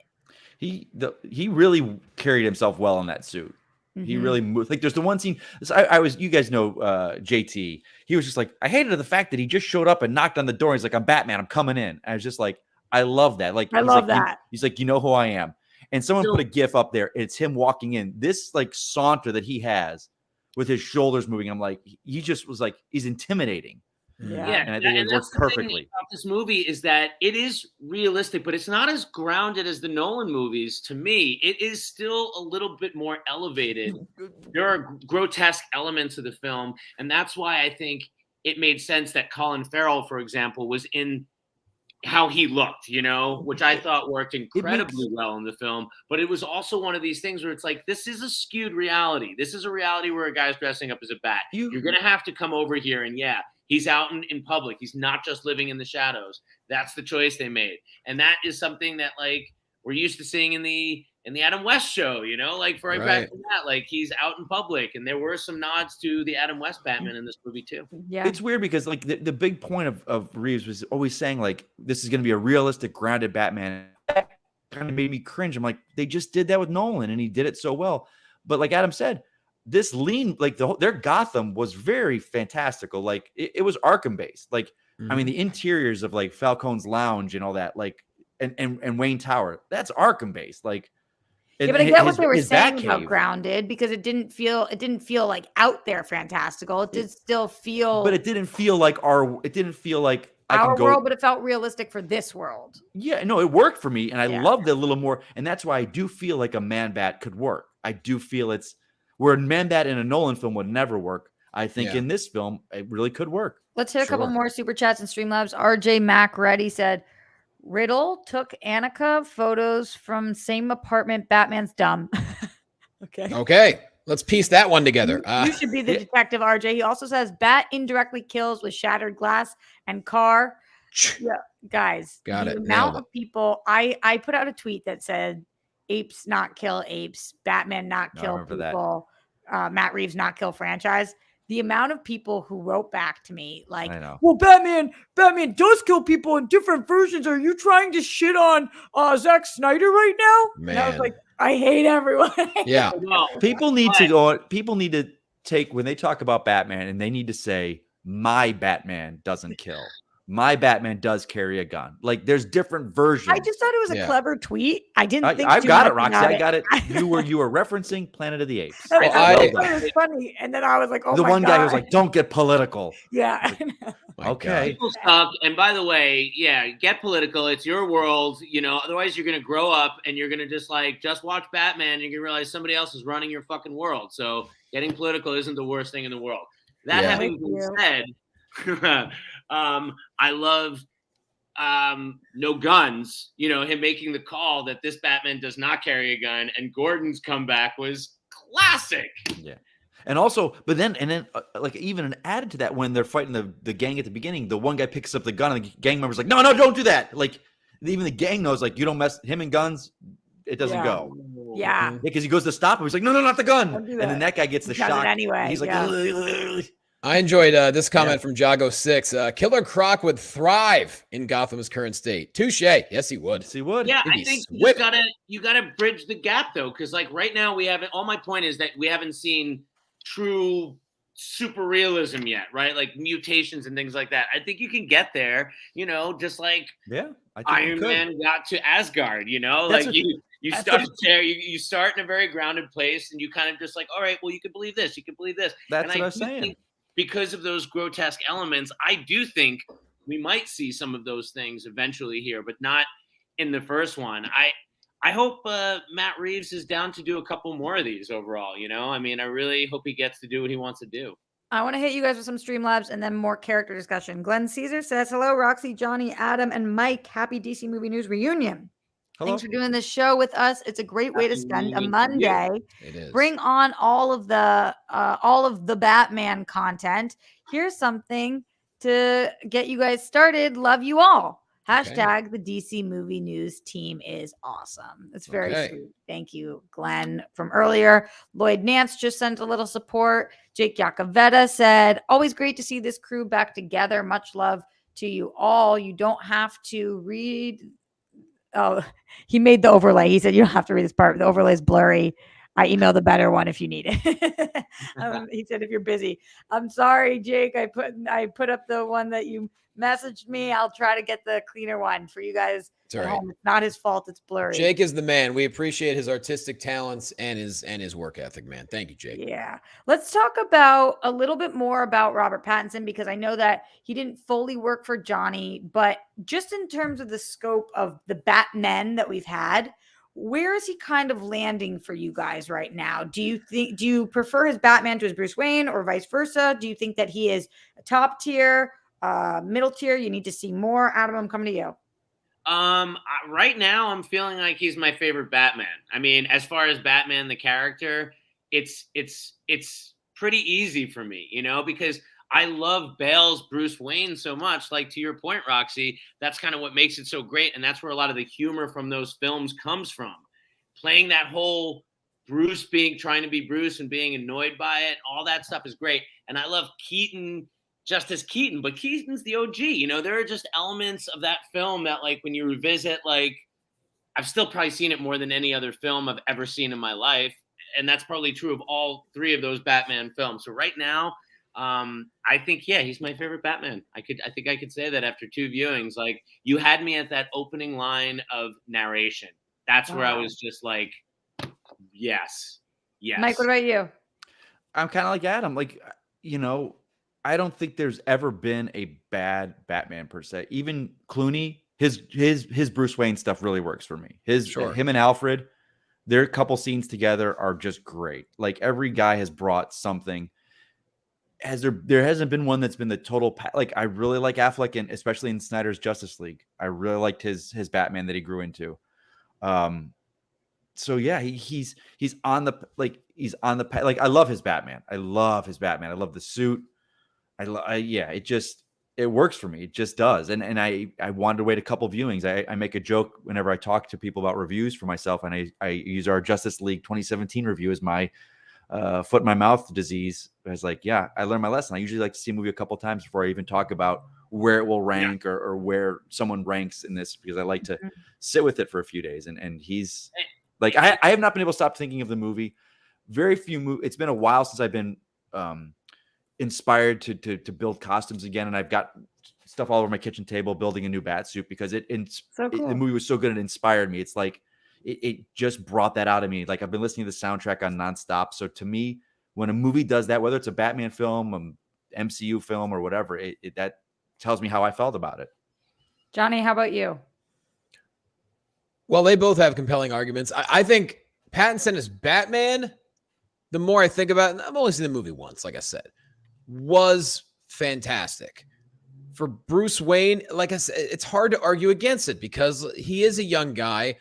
He's tunnel vision right now. So the Bruce Wayne that we see in this movie is complete tunnel vision. Like you said, no social skills, no philanthropic cares in his life. And luckily the movie even says that, like the mayor actually, the mayor-elect, I should say, says, most people in your position would be donating plenty of money and helping us. And he wants none of it, so yeah. So the movie does do a good job of kind of explaining why he is the way he is. I guess I'm just so used to seeing a more distinguished Bruce Wayne, whether it be Bale or Clooney, like you said, or Keaton. It was a hard adjustment for me. So I think it's too early for me to say, like, oh, he's favorite Batman or not. I thought he was a great Batman. It was hard for me to like Bruce Wayne, though. Let me just put it that way. And I know whatever, comics, I don't care. I'm saying as a movie viewer, it was hard for me to like Bruce Wayne. Johnny, it's super important. That's why I kind of asked everybody's viewing experience, because you shouldn't have to justify why you feel the way you feel when you watch a movie one time, how you feel about the character. Most people only ever see a movie once. They go in, they watch Johnny, it, and they leave. Something that it's been pointed out to me that I do, and I've been much more aware of it, is especially like with a movie like Batman vs Superman, because of my love of the character and my knowledge of the history, I infer so much into a story. And my friend says, Mike, all those points you make are great. If they were in the script, it'd make a great movie, but they're not. So you can only judge by what's in the movie. And if you don't get that from this movie, then that's not a dig at you because you don't know the characters. That's saying, okay, that movie didn't work for you because it didn't cover those points. But I think this movie really kind of, especially that scene in the with Alfred and explaining the Bruce Wayne that we get. That hospital scene explains the Bruce Wayne, because I saw a lot of people opening night. Oh, this isn't Bruce Wayne. He doesn't play. This is terrible Bruce Wayne, mopey Bruce Wayne. And it's like they just missed that scene, I think. And again, that first scene, the first time I saw the movie, didn't hit with me. There was so much going on. Second time I saw it, I was like, oh yeah, that's the scene that needed to be there. Let's talk Catwoman, because we've had a lot Let's of talk. live action Catwoman. And I, like you guys said that you might have just found your favorite Batman. I might have just found my favorite Catwoman. Ooh. I loved her so much that, to be honest, at times I was distracted by how into her I was. Like the way that she moves. You're not alone in that, Roxy. Holy shit. I was like, this is the reason I'm going to have to see this movie a second time. I don't know what that person just said. I am enamored by her. And it's not just because she's so beautiful. It's that when she's on the screen, she's so charismatic, and I just can't look away from her. I think she is just, Zoe Kravitz is like a chiseled from God gift to the planet. Yeah. But then at the same time, there's something about her energy that I just feel like has me intoxicated over her. And I think that I really like what she did with Catwoman. And I also that's why a lot of the story worked for me with her dad, with her friend or her lover or girlfriend, with all of the aspects, because I just think her chemistry with everybody is so on fire. Yeah, no, she crushed it. And to be fair, I believe Zoe Kravitz is the child of Lenny Kravitz and Lisa Bonet. That is correct, Johnny? Well, that's as close to being from gods as you can get. So it makes sense. Good point. Yeah, really. And what I love too is this is not Catwoman yet. Like, she's not Catwoman. She's not who we think she will be, or she's not who we expect to be, which I love. And I think there's so much room for that. And for me, I'm torn between two favorite scenes: the scene with Alfred in the hospital and the final scene. Like their scene at the graveyard where she's just like, "You're already spoken for, aren't you?" And like he's and then they go their separate ways, and they chase each other motorcycles, and they stop, and she goes one way, he goes the other, and he's looking at her in the rearview mirror, and she just disappears in the smoke, and he then looks forward, and it cuts. Like, because they're going to get together. There'll be this dance back and forth for years, and she'll come back into his life. But where they said it, I think, was like, someone asked me like my favorite Catwoman so far, and I think everyone has brought something to the table. Yeah. And yeah, she was the most year one Selena Kyle, I think. Just nailed Selena Kyle. Yep. Nailed it.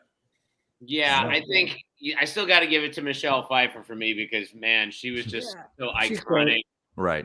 In that role, in that film. It's like you think back and like among some classic performances, and like I think it's a great walk-in performance in that movie too. Like you just remember Michelle Pfeiffer so much, rising above the material. But as far as fitting in a movie and in a world, I love this iteration of Catwoman very much. I don't know about, is she the Catwoman yet or not? Like, you're implying that at some point she's gonna own the feline moniker more. I don't know. Maybe this is just how they sort of interpret it.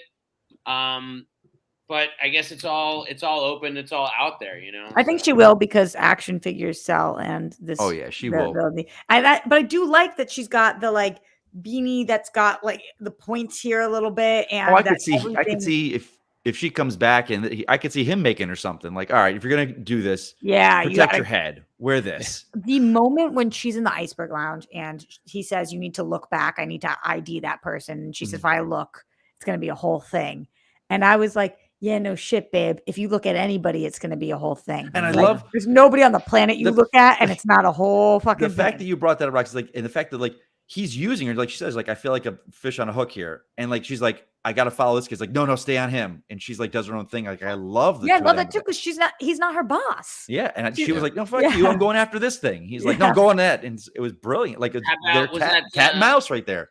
Was that Bill Skarsgård? Which Skarsgård is that? Bill, no, not Bill. Bill. He's not one of the Skarsgårds. He's Sarsgaard. Sarsgaard. I made that mistake. Peter Sarsgaard. Peter Sarsgaard.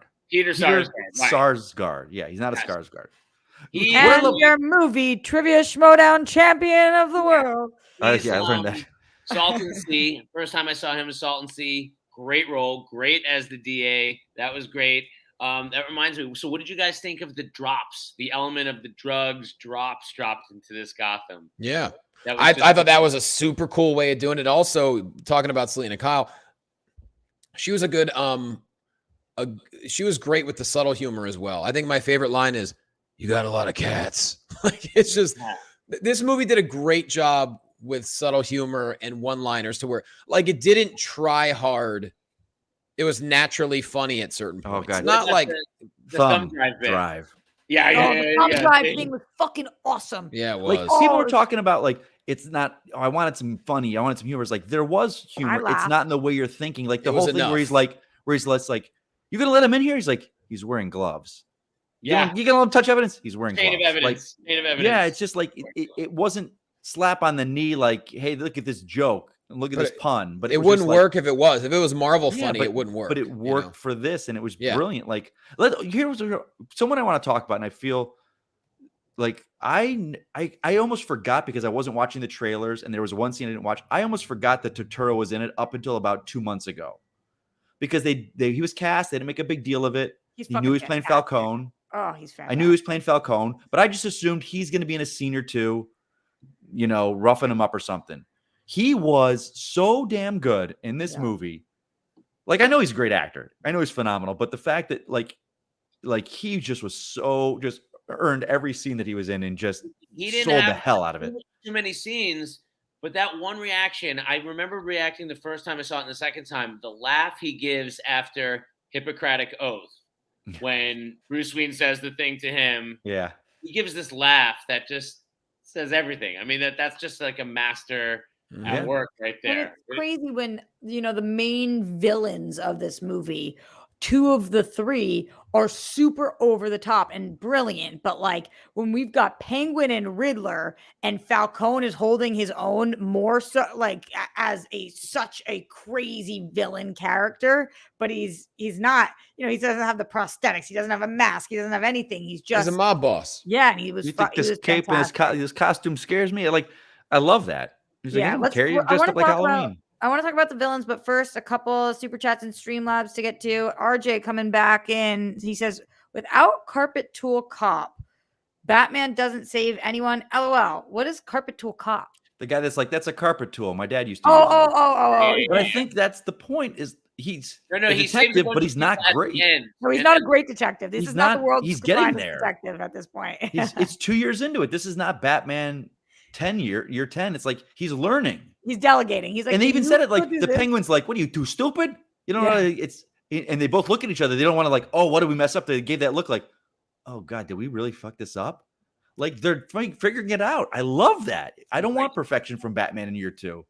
We do have Ryan Payne, amazing friend of the show, put in, he always sends in these riddles, and it is makes a lot of sense for a Batman thing. So we have riddles to answer. We have 3 of them. The first one is, if you have me, you want to share me. If you share me, you no longer have me. What am I? A secret? Oh, all right. Johnny? I like that one. Okay, number 2. Good. Good one, Johnny. Forward, I am heavy, but backwards, I am not. Forwards, I'm heavy, but backwards, I'm not. Wait, forwards, heavy. Forward, I am heavy, but backwards, I am not. All right. Does it have something to do with time? Or weight or guilt? Okay. All right. No, we'll think about that. I see what you're saying with heavy, though. The third one is, what is black and white and red all over? A newspaper. Yeah, but I think it's got to be something else. Okay. Really? A riddle within the riddle? Maybe. We don't know. Okay. Those are good. You guys let us know. I think Johnny's got the first one, definitely. Yeah, me too. That's funny because I couldn't even come close. Like, I'm putting myself in Batman's shoes, and while watching that movie, I'm like, this movie would have been over in 15 minutes. I would have gotten the only one I would have got was the Justice one. Oh, I got all of them. I annihilated those riddles. Well, you're so smart, Roxy. Nice. People sometimes call me the smartest. Detective. Of what? Yeah. of DC movie. Oh, She's- do they? Do they? Some Yeah, people, huh? yeah. She's a Okay. detective. Didn't you Good read to all the know. comments? That's what everybody. You don't remember all the people. in Always, Roxy. The always comments, the writing thread that that was I'm lit with the the comments of smart- Roxy's the smartest ever. Yeah, that's what they all said. I'm pretty sure just like that. So send us your answers, Ryan Payne. We want to know what they are. Oh, we got them. We got number 1 was Yeah. a secret. 2 is a ton. Forward, but backward. Okay, so Oh, 2 try was to- forward. I'm heavy, but backwards I'm not. How is trying to push a ton. backwards? Did you misspell it, Ryan? I don't get that one. I don't get that one. And the No. newspaper. And newspaper, I didn't want them to be ridiculously That's hard. secret. That's a Okay. good one. Good call, Yeah. Johnny. Yeah, secret was very good. When he said it, all I kept thinking to myself was Joey doesn't share food, and so I was like, food. I mean, Okay. food is an answer too, because if you have it, Oh, you share. oh, ton backwards is not. Oh. That's leave it to us. Mike goes, you sure you spelled it right? Yeah. Leave it to Mike to blame someone else. You sure you didn't You know, fuck it up? Even, who would have thought we're in year 8 or whatever of this show? Because our riddle solving is year 1, clearly. I know. All right, let's talk about some of our villains. My favorite being Penguin. I can't get over Colin Farrell in this movie. If I didn't know it was him and you Yeah. gave me 500 guesses, I never would have guessed it was him. I watched the whole thing on him today and him talking about his dialect coach going into this and how he found his voice in this. This man is an artist. Like this, what he was able to do and what the whole makeup prosthetics team, what they were able to do with Penguin is like fucking out of this world. How do you guys feel? How did you feel Colin Farrell did, and how did you feel about the Penguin? I thought he nailed it. I mean, just he was the funniest thing in the movie. Mhm. But let me ask you guys this. What do you guys feel? Because I have my thoughts on this and I'm totally against it. The people that do like, well, why didn't you just hire a guy that looked like they throw up Richard Kind, that actor? Like he looks like the makeup that they did. Why didn't you hire him? And they're like, there's a big thought of like, for roles where actors use heavier prosthetics to be heavier, well, why don't you hire a heavier actor or actress? I was like, well, one, that's what acting has been since the dawn of time. It's masks. It's being someone that you're not. So being that my background as an actor, I don't see that and I don't understand it. I try to see like, well, it takes away a role from a heavy person to play this, but I was like, but he's Colin Farrell. Yep. He's earned the spot to play this role. Like, and the director just wants like him. Tom Hanks playing the Colonel in the Elvis movie. He's in a fat suit. Like, Yeah, it's like, should you have found a fat guy, a heavier guy to play the Colonel, or do you get Tom Hanks to play this role? I don't. That bothers me when people think, well, the core of acting is pretending to be someone you're not. That's the tenet of acting since the days of wearing masks, the happy, sad drama masks. Mhm. You wear the masks. There is an element of wonder too, and like when I was referring to like how this is kind of in an elevated world, he does not look completely human. It looks very realistic, but it is a grotesque. And when I said like grotesque, I mean like in the sense of like mask and like that character, that Penguin, that he does not quite look right. But it looked fantastic. Oh, you think so? I think I saw him walking on the street, I was like, that's not an attractive man at all. But I was like, because didn't he say he went into Starbucks?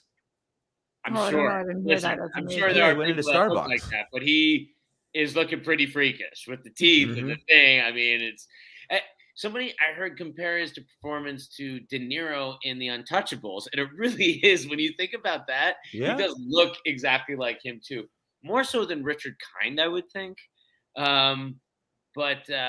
You know, It's rude to Richard Kind. It's not. It is. not That's accurate. yeah. I was like, that's kind of How a dare dig you? at Richard How Kind. dare you, I was like, I know you're trying to compliment Richard Kind and cheer him for a role, I but it's like think that's kind of an the insult. thing I think that there's one solution that solves all this, and that we need to be creating more roles for people who Richard. don't look like the Hollywood norm for Richard Kind. There So you go. I don't think it's about this role, and I don't think that Colin Farrell should not have been cast because of how he looks. I think that this was a Yeah. great role for him, and that's who they should cast for this role. And But I understand from people from the curvy community or the plus size Yeah, community I that get they it. want more roles, and as they Mhm. should, and we should have more roles for people who look different than I think maybe the than thing Colin is Farrell. you knew from the comics Penguin is a heavier character, so Right. that should have been cast as a heavier Not actor. in Gotham, he wasn't. Shut up. Okay. Not in All Gotham. right. And if But y'all to watch what you said, Gotham, you Adam, can and to learn a someone thing or said it in the two. chat, and I've seen it before, there was a toned down, almost Dick Tracy-ish quality to the Penguin. Whereas Yeah. that movie, they were heightened reality. Mm-hmm. I now thinking about this, I would love to see more characters in the world of this Gotham where they hire an actor and they are through a prosthetic, where they are changing the person we're seeing. Like if we get a Roland Daggett, if we get, make him not like a cartoon character version with prosthetics, but do something different to the actor's face. So we've seen it works and it doesn't take you out of it for a second. You don't look at that going, oh, that's makeup. No. You're like, Roland that's Daggett, awesome.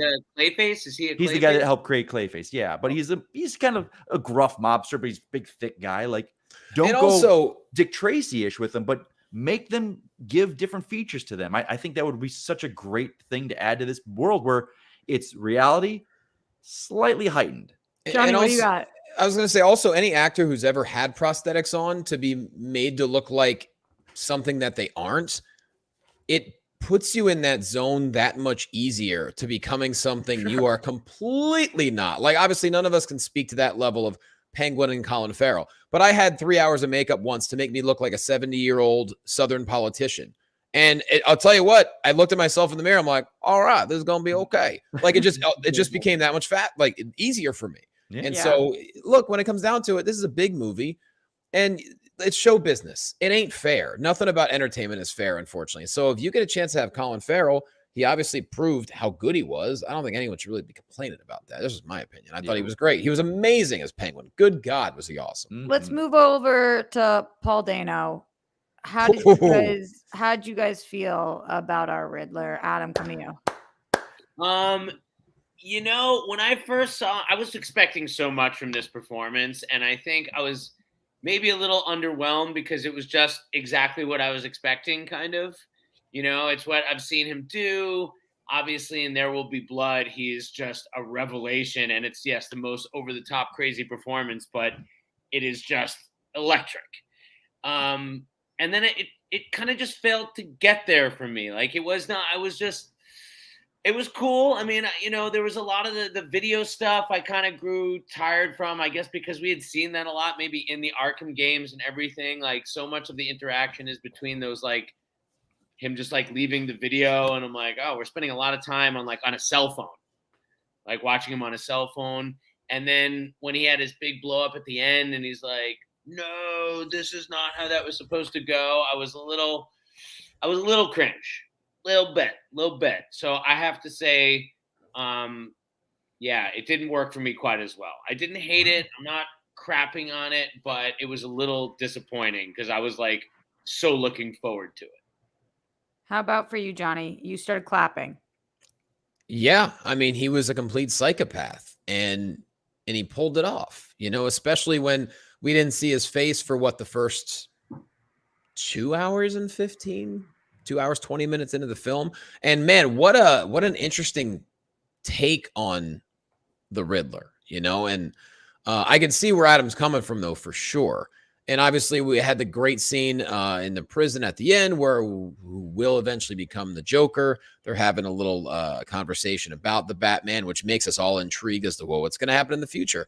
But no, I mean, I thought for how psychotic this Riddler was, man, I thought it really showed. And then we find out why. He's an orphan, essentially because of Thomas Wayne and that whole thing.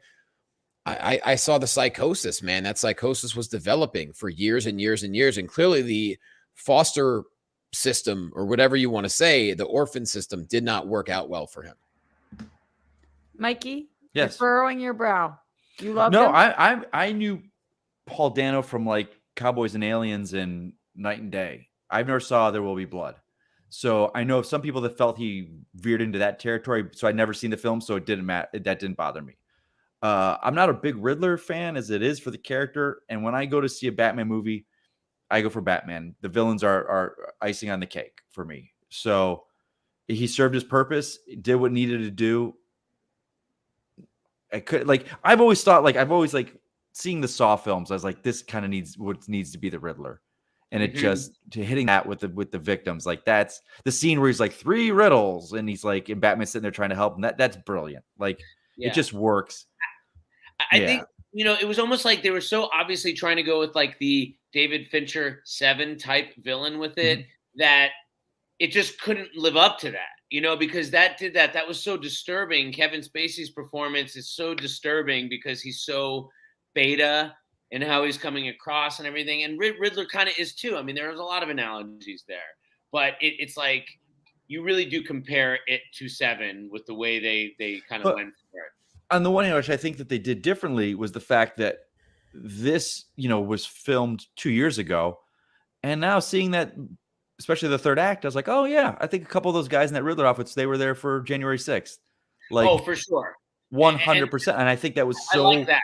present. I did like that when they all showed up in the costumes. I was like, oh, that's creepy. And it was in the sense that what I was watching, I felt like I've been watching for the past year, like in our world. I was like, oh, this is they're all chatting and he's streaming. And but also it took it to a heightened level of comic booky. And I thought it worked incredibly well. Rox, what do you think? I am kind of between you and Adam and Mikey. I guess I'm more similar to Mikey because he didn't bother me, but I'm more into the character Riddler, and I think I had a hard time because I love Penguin so much that when we were with Paul Dano, he did what he served the story. He did what the role called for. Yeah. I just was so annoyed about my theory being wrong. I was just like, I fucking thought I solved it. I thought I solved the ultimate riddle. So I have to watch it a second time so that I can already know that going in, so I can give him a fair shake, because by the end I was so annoyed with him. And the Riddler's like, no, you got it wrong, Roxy. I also really, the only part of the way that this movie sounded that I didn't love was the Ave Maria stuff. It just didn't work for me. There was a lot. Yeah, I get why. I get why Maria. I understand, because her mom. Oh no! No, it was the song he used to sing in the orphanage. Oh, yeah. He was in the choir in the orphanage. Yeah. Oh, awful. I thought that was brilliant.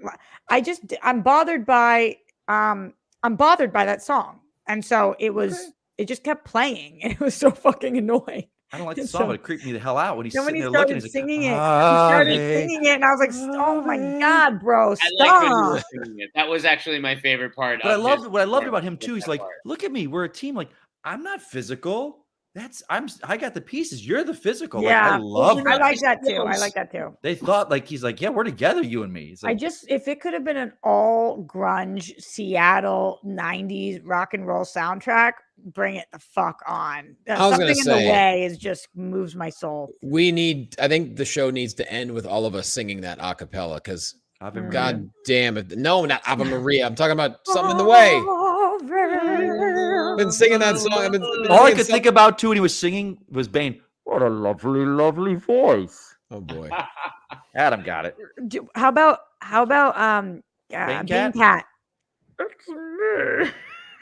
Why do you do this with your mouth? Like, what is this? Why don't you just do this? Honestly, that's You simply adopted it.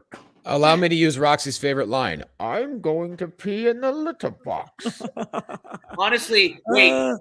While we're talking about Bane, I saw, Mike, you talking about this online. Somebody calling the adrenaline that Batman gives himself at the end. By the way, yeah, I saw that. Sick part of the movie. Just sick part.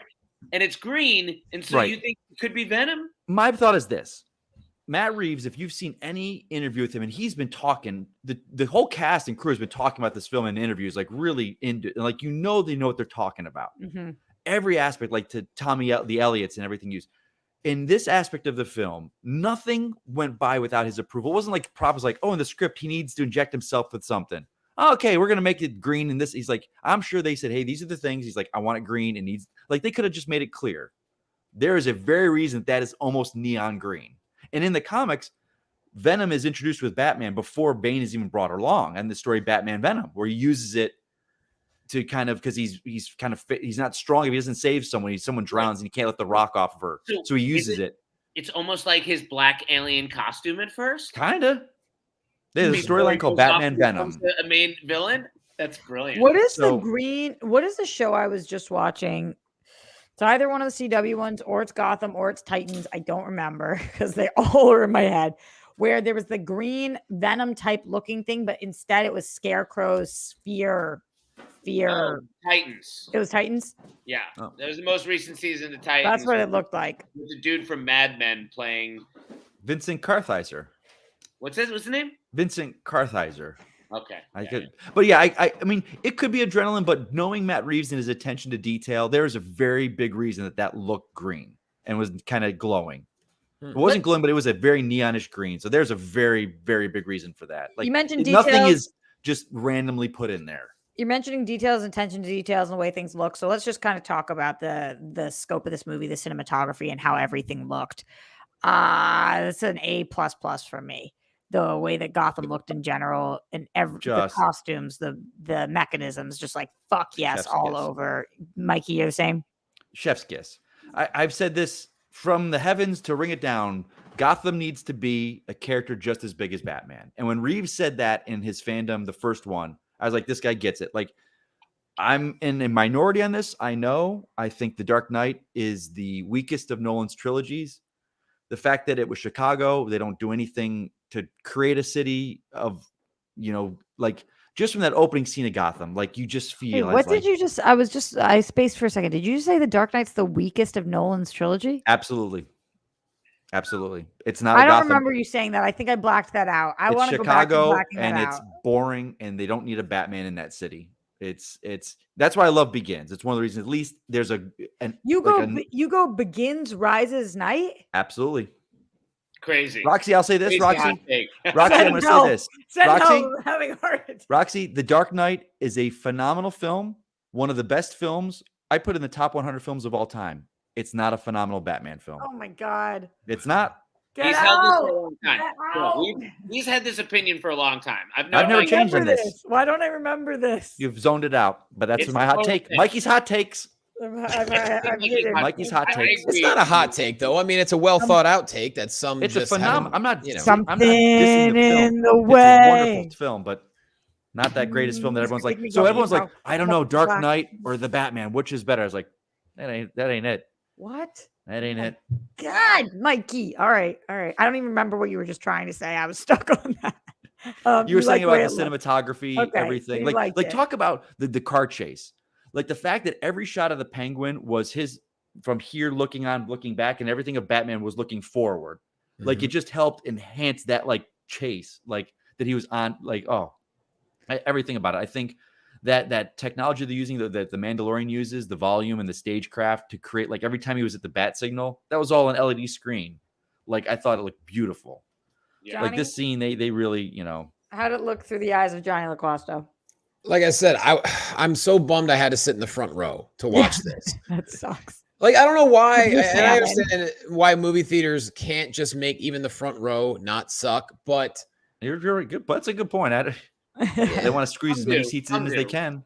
Yeah. Even at the Cine Bistro where I have a table in front of me.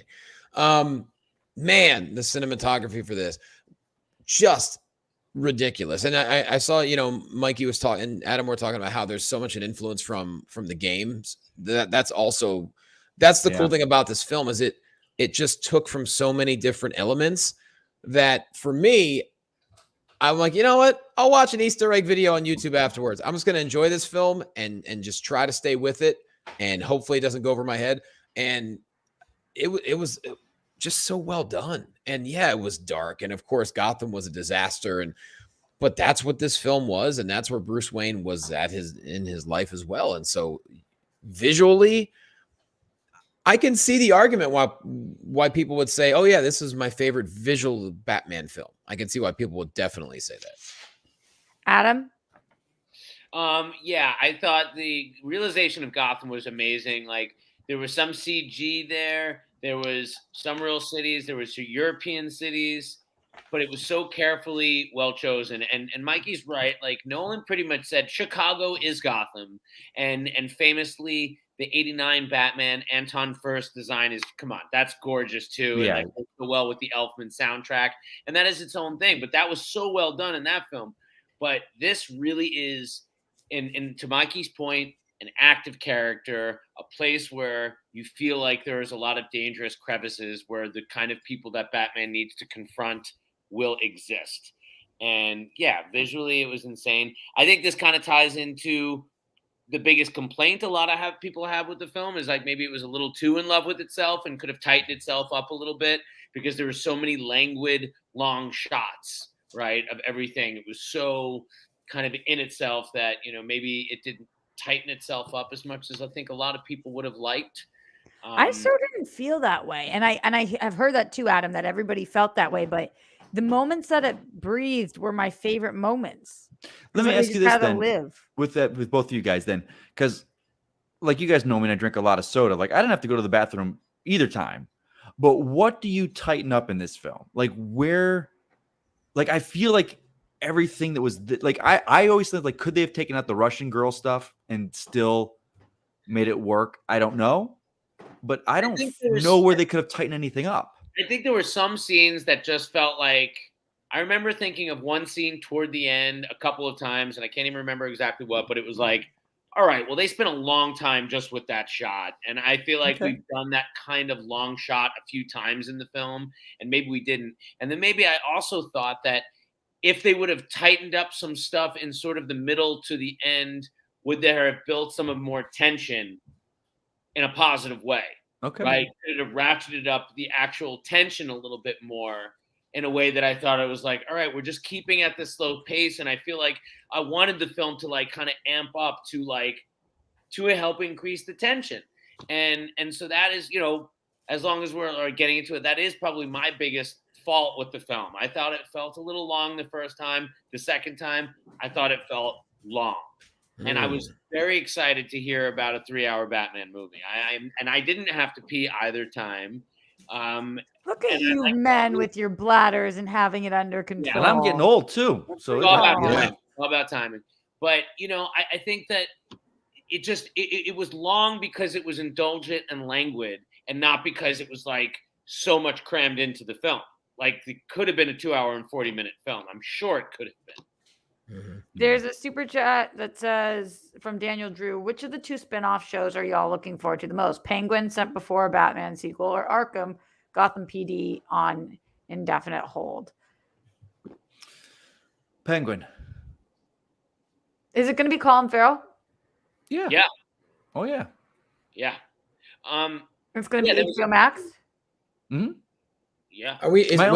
My thought for both of these. He says shows. Is he talking about a feature, or is he talking about shows? Shows. I thought there were 3 spin-off shows, but the Gotham PD is on hold. Is canceled. Oh, yeah, okay. Yeah. It's funny. I don't claim to walk around saying I've got sources, but Thursday night we were talking after the movie, and one of the men that is involved with those, I said, "Oh, I can't wait." He's like, "No, it's not going anywhere." And then 2 days, I think it was today, Breves was saying it's on hold. It's not going. Like I was like, "Oh," but I don't go around saying my sources, but. No. That's it was canceled. Great. I wonder why that is. It seemed ambitious. When I heard that news, I'm like, that just seems like too much. But Adam, like, think about it, dude. Like we talked about it before when we thought when with Gotham, we were going to get Gotham. What was it? Gotham Central, Gotham Central. Like that's just such a great story. And now hearing Reeves' take, it was like it was going to be year 1 where Batman's just coming on the scene. Like that would have been so. I agree with you. When I heard what he said about it today, then that's the show that I wish. But then he also said we're folding it into Arkham. Like he says, a lot of what ideas we're folding into Arkham. So, but then what I thought about this is like, could they establish Hugo Strange as the main guy of Arkham, like in charge? Like, oh, Hugo works really well. So they are doing an Arkham show that is going. Yeah, Arkham's going. Arkham and Penguin are going. Arkham and Penguin are both happening. The Gotham Police is folded into Arkham. The ideas.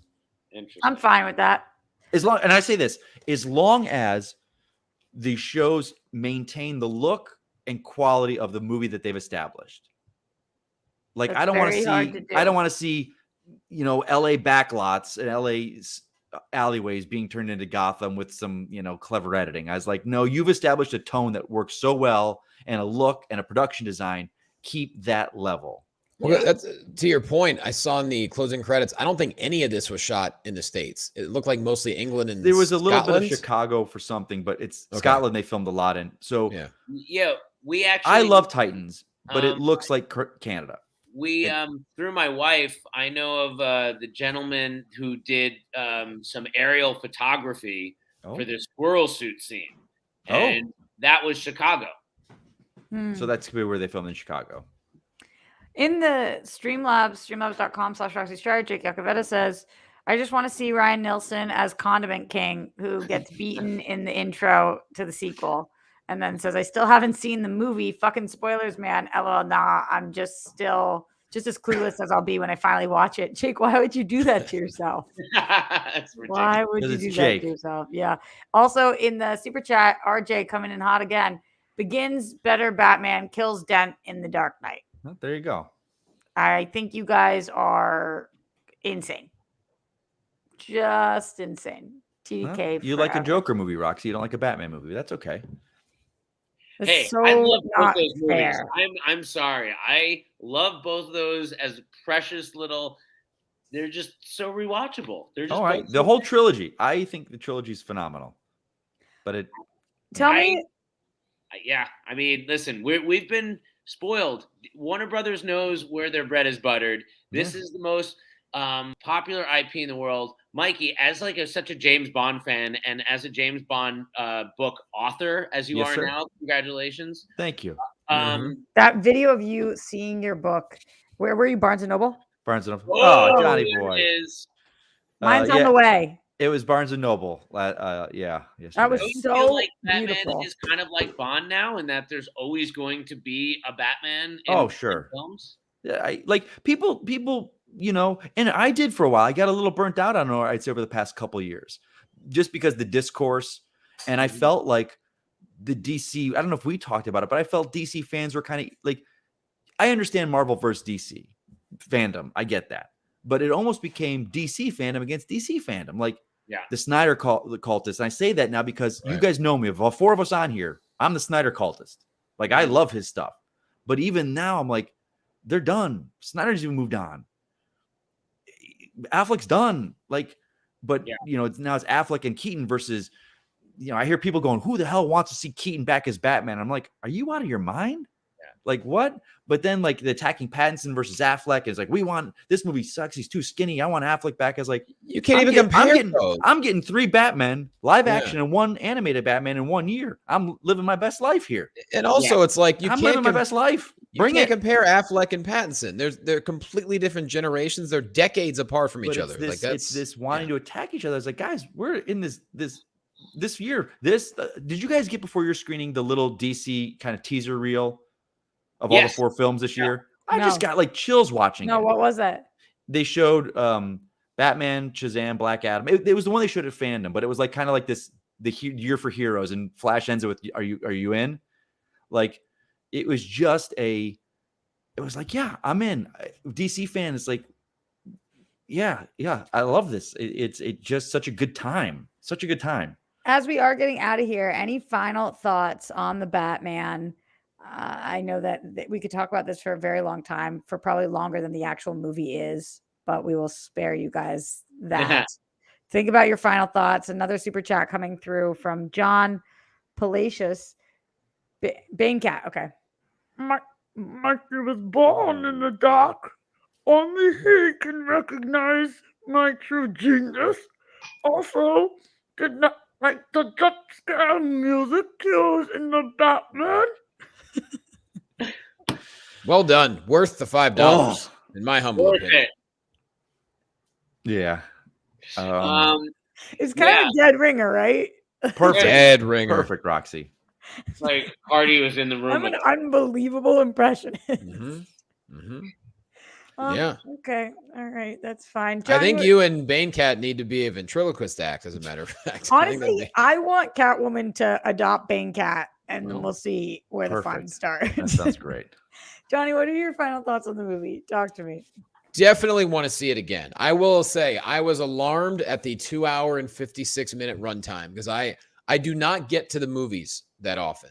I was stoked to go to the theaters for this. I didn't care how long it was.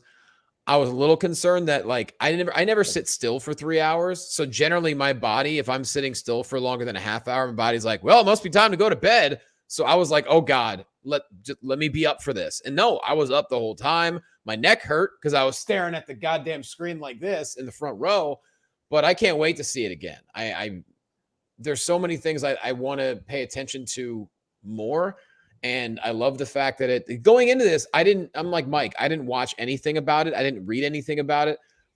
I didn't know if there was going to be a possibility of a universe, of a sequel. And so the fact that we got a little bit of those teases, if you will, that was kind of exciting to see.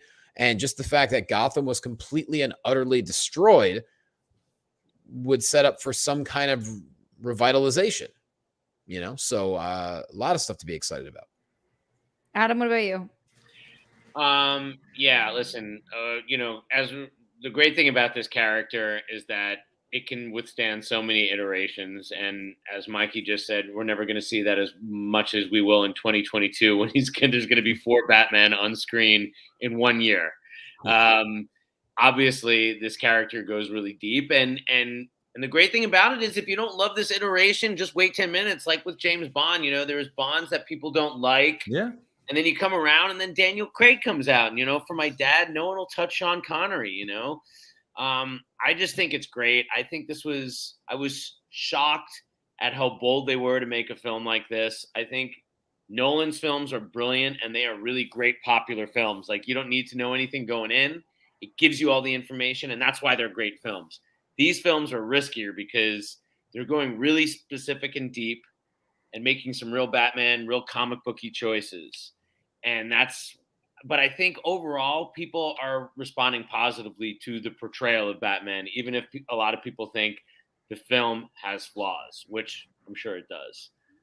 But overall, I'm happier that we have this rather than if Ben Affleck had done his movie and gone in that direction. I think this is more something that I find interesting in all its references. And I just want to give a shout out one more time to the Shakespeare bust that we saw, right? Did you catch Now, where that? was that? Someone else said. I didn't see it. Yeah, there was a Shakespeare bust in Wayne's living room or whatever. The attention to I missed detail that. of these filmmakers. So Adam, like you said, that goes to the vein point. The Venom point. That show, the Shakespeare bust, they'd flip open and hit the button and then they put in the bat poles. That bust was in there. And also, when Batman runs down the wall, it's a clear reference to how he used to walk up the wall in the 60s show too, right? Like I don't know about that one. Maybe that's but that was pretty awesome. Well, to your point how many about times, Adam, have we seen that's what I'm talking about, Adam. Like how many times in Batman films we've seen him talking to someone and then he jumps off the roof and his cape goes. Like that was a different thing. Like hook the thing up and he runs down. I was like, the thoughts on that went into like, okay, like, whoa, we've seen Batman do X, Y, and Z. What can we do that's different? And I thought that was brilliant. And to your point about attention to detail, this is not something I noticed from the naked eye. This is something I watched in a video. But at one point, there's a newspaper article on the wall where the subheading was about how there was a stopped construction in Gotham, and that explains why the 7 bombs were able to do so much damage. Like that's crazy attention to detail right there. I just think it was a really big missed opportunity to tell the story of how Batman lost his parents, and because nobody knows. And we can get to see the pearls fall to the ground, and that's something that I think's really fucked up. So sorry, Roxy. Maybe in the extras. That was a joke for the people. That was a joke for the people. A couple super chats coming through before we get out of here. Mickey Bell says, "Hey guys, it was great that this film was able to do something so fresh with Batman after so many iterations. Batman was terrifying. Riddler was horrifying. Missed you guys." Well said. We love you, Mickey Bell. Nice. Well said. He's messaging all the way from Gibraltar, by the way, and it's like 6 a.m. for him right now. Wow, damn, bright and early. Yeah. Also, RJ said, I don't want to read that first part. Fat Flick / Batham has no neck. Pattinson, best bat. Do people call him Fat Flick? That's so fucked up. I've never heard that. That's not cool, but I will say, again, another thing kind of like the 60s show, Mikey, was that cowl. That was like a leather. It was very leather molded. Like, it was a kind of an updated 60s version. Mikey, Yeah. That was cool. I love this cowl. I thought it was great. did I ask you final thoughts, Mikey? I think you guys all summed them up. I loved it more the second time. You know, the little things that didn't work for me. It wasn't working. It was the Russian girl stuff. Just was kind of a little muddled for me. Maybe because we didn't meet her, like we really didn't have a scene meeting her, who she True. was. Yeah. Other than that, like again, I'm so excited to see where this is going to go, and I don't feel like things before were. It seems like everything's critically received well, fan received well. It seems like they're letting Reeves going to do his thing, and they learned the lesson and let the filmmaker do what he wants to do. I'm excited to see where we're going to go. I'm very excited to see where we're going to go. I'm with Roxy, how about guys. you? Tell us. Oh, my final thoughts are that I think this is a really fucking solid movie. I thought it was really solid, very good. Can't wait to watch it again. Can't wait to see a sequel. So it did its job. And so for me, while it wasn't an A+, because The Dark Knight will never be topped, and Mike agrees, it was a very, very solid movie that I was excited about. I know that you guys at home keep saying, when is DC movie news coming back? And you want more DC movie news. And while I think that this is the plan for a very long time, that we are just going to keep, because we like each other, we're just going to keep talking about DC movies when they come out.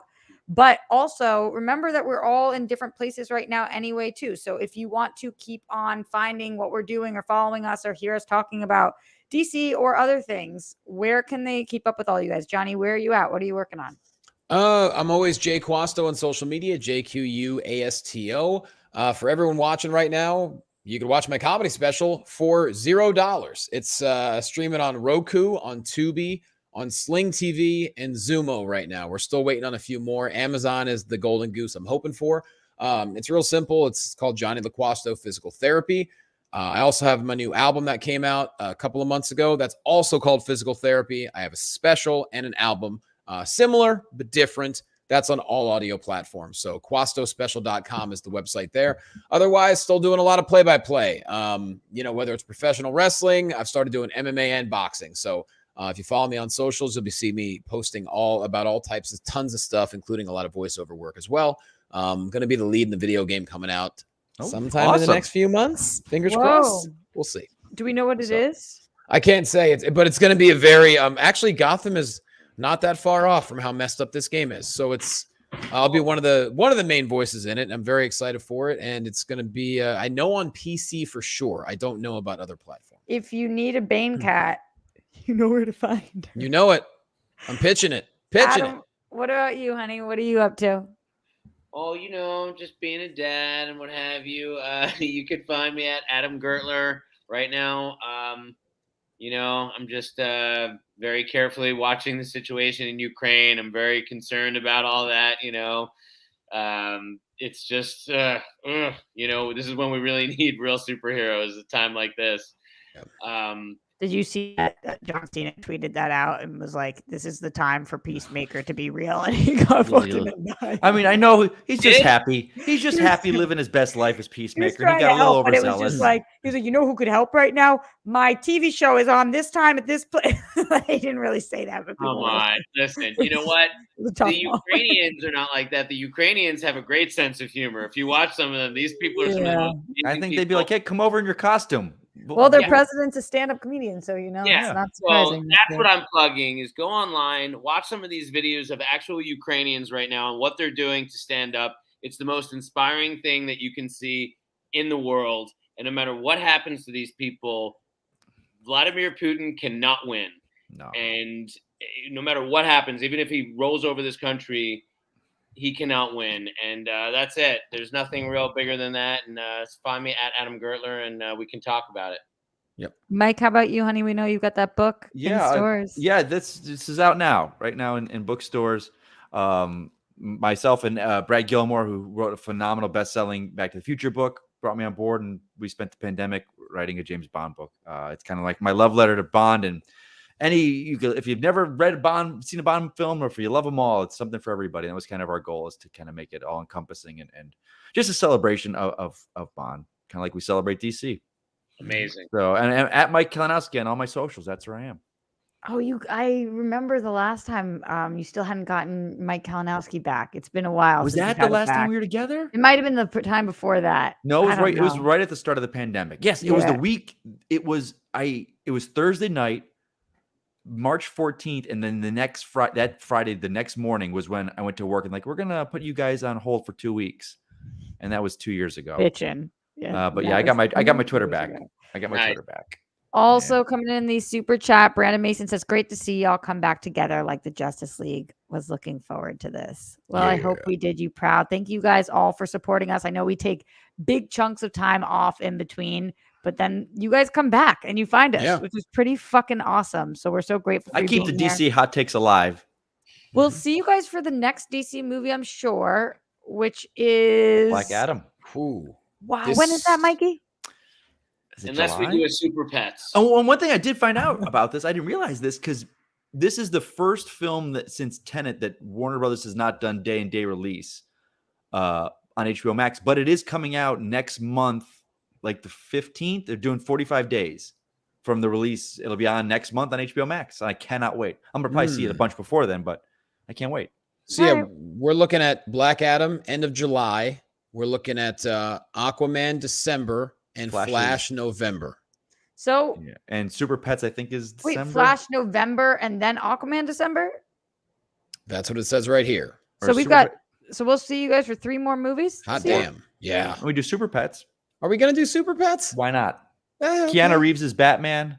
Okay. Sold. We'll see you guys for 4 more movies this year then. Yeah. Starting It'd be soon. fun to do Super Pets because we can check in with other stuff too. You know, maybe we'll have more time for We didn't talk Peacemaker, which I know people wanted us to talk, and we didn't talk. I mean, Poppy might be walking by the time we get together next. You know? Yeah. That's never gonna happen. Thank you, RJ, for your final comment. Roxy and Mike, I miss y'all. He doesn't miss the rest of you guys, just me and Mike. He says he's glad we're killing it. Fair enough. Thanks, buddy. Forever. So much love to you guys, and we'll see you for the next big DC movie news episode in the summer or whenever that was. Yeesh. Always Bye, guys. fisting each other. Oh, we've fisting. Yep.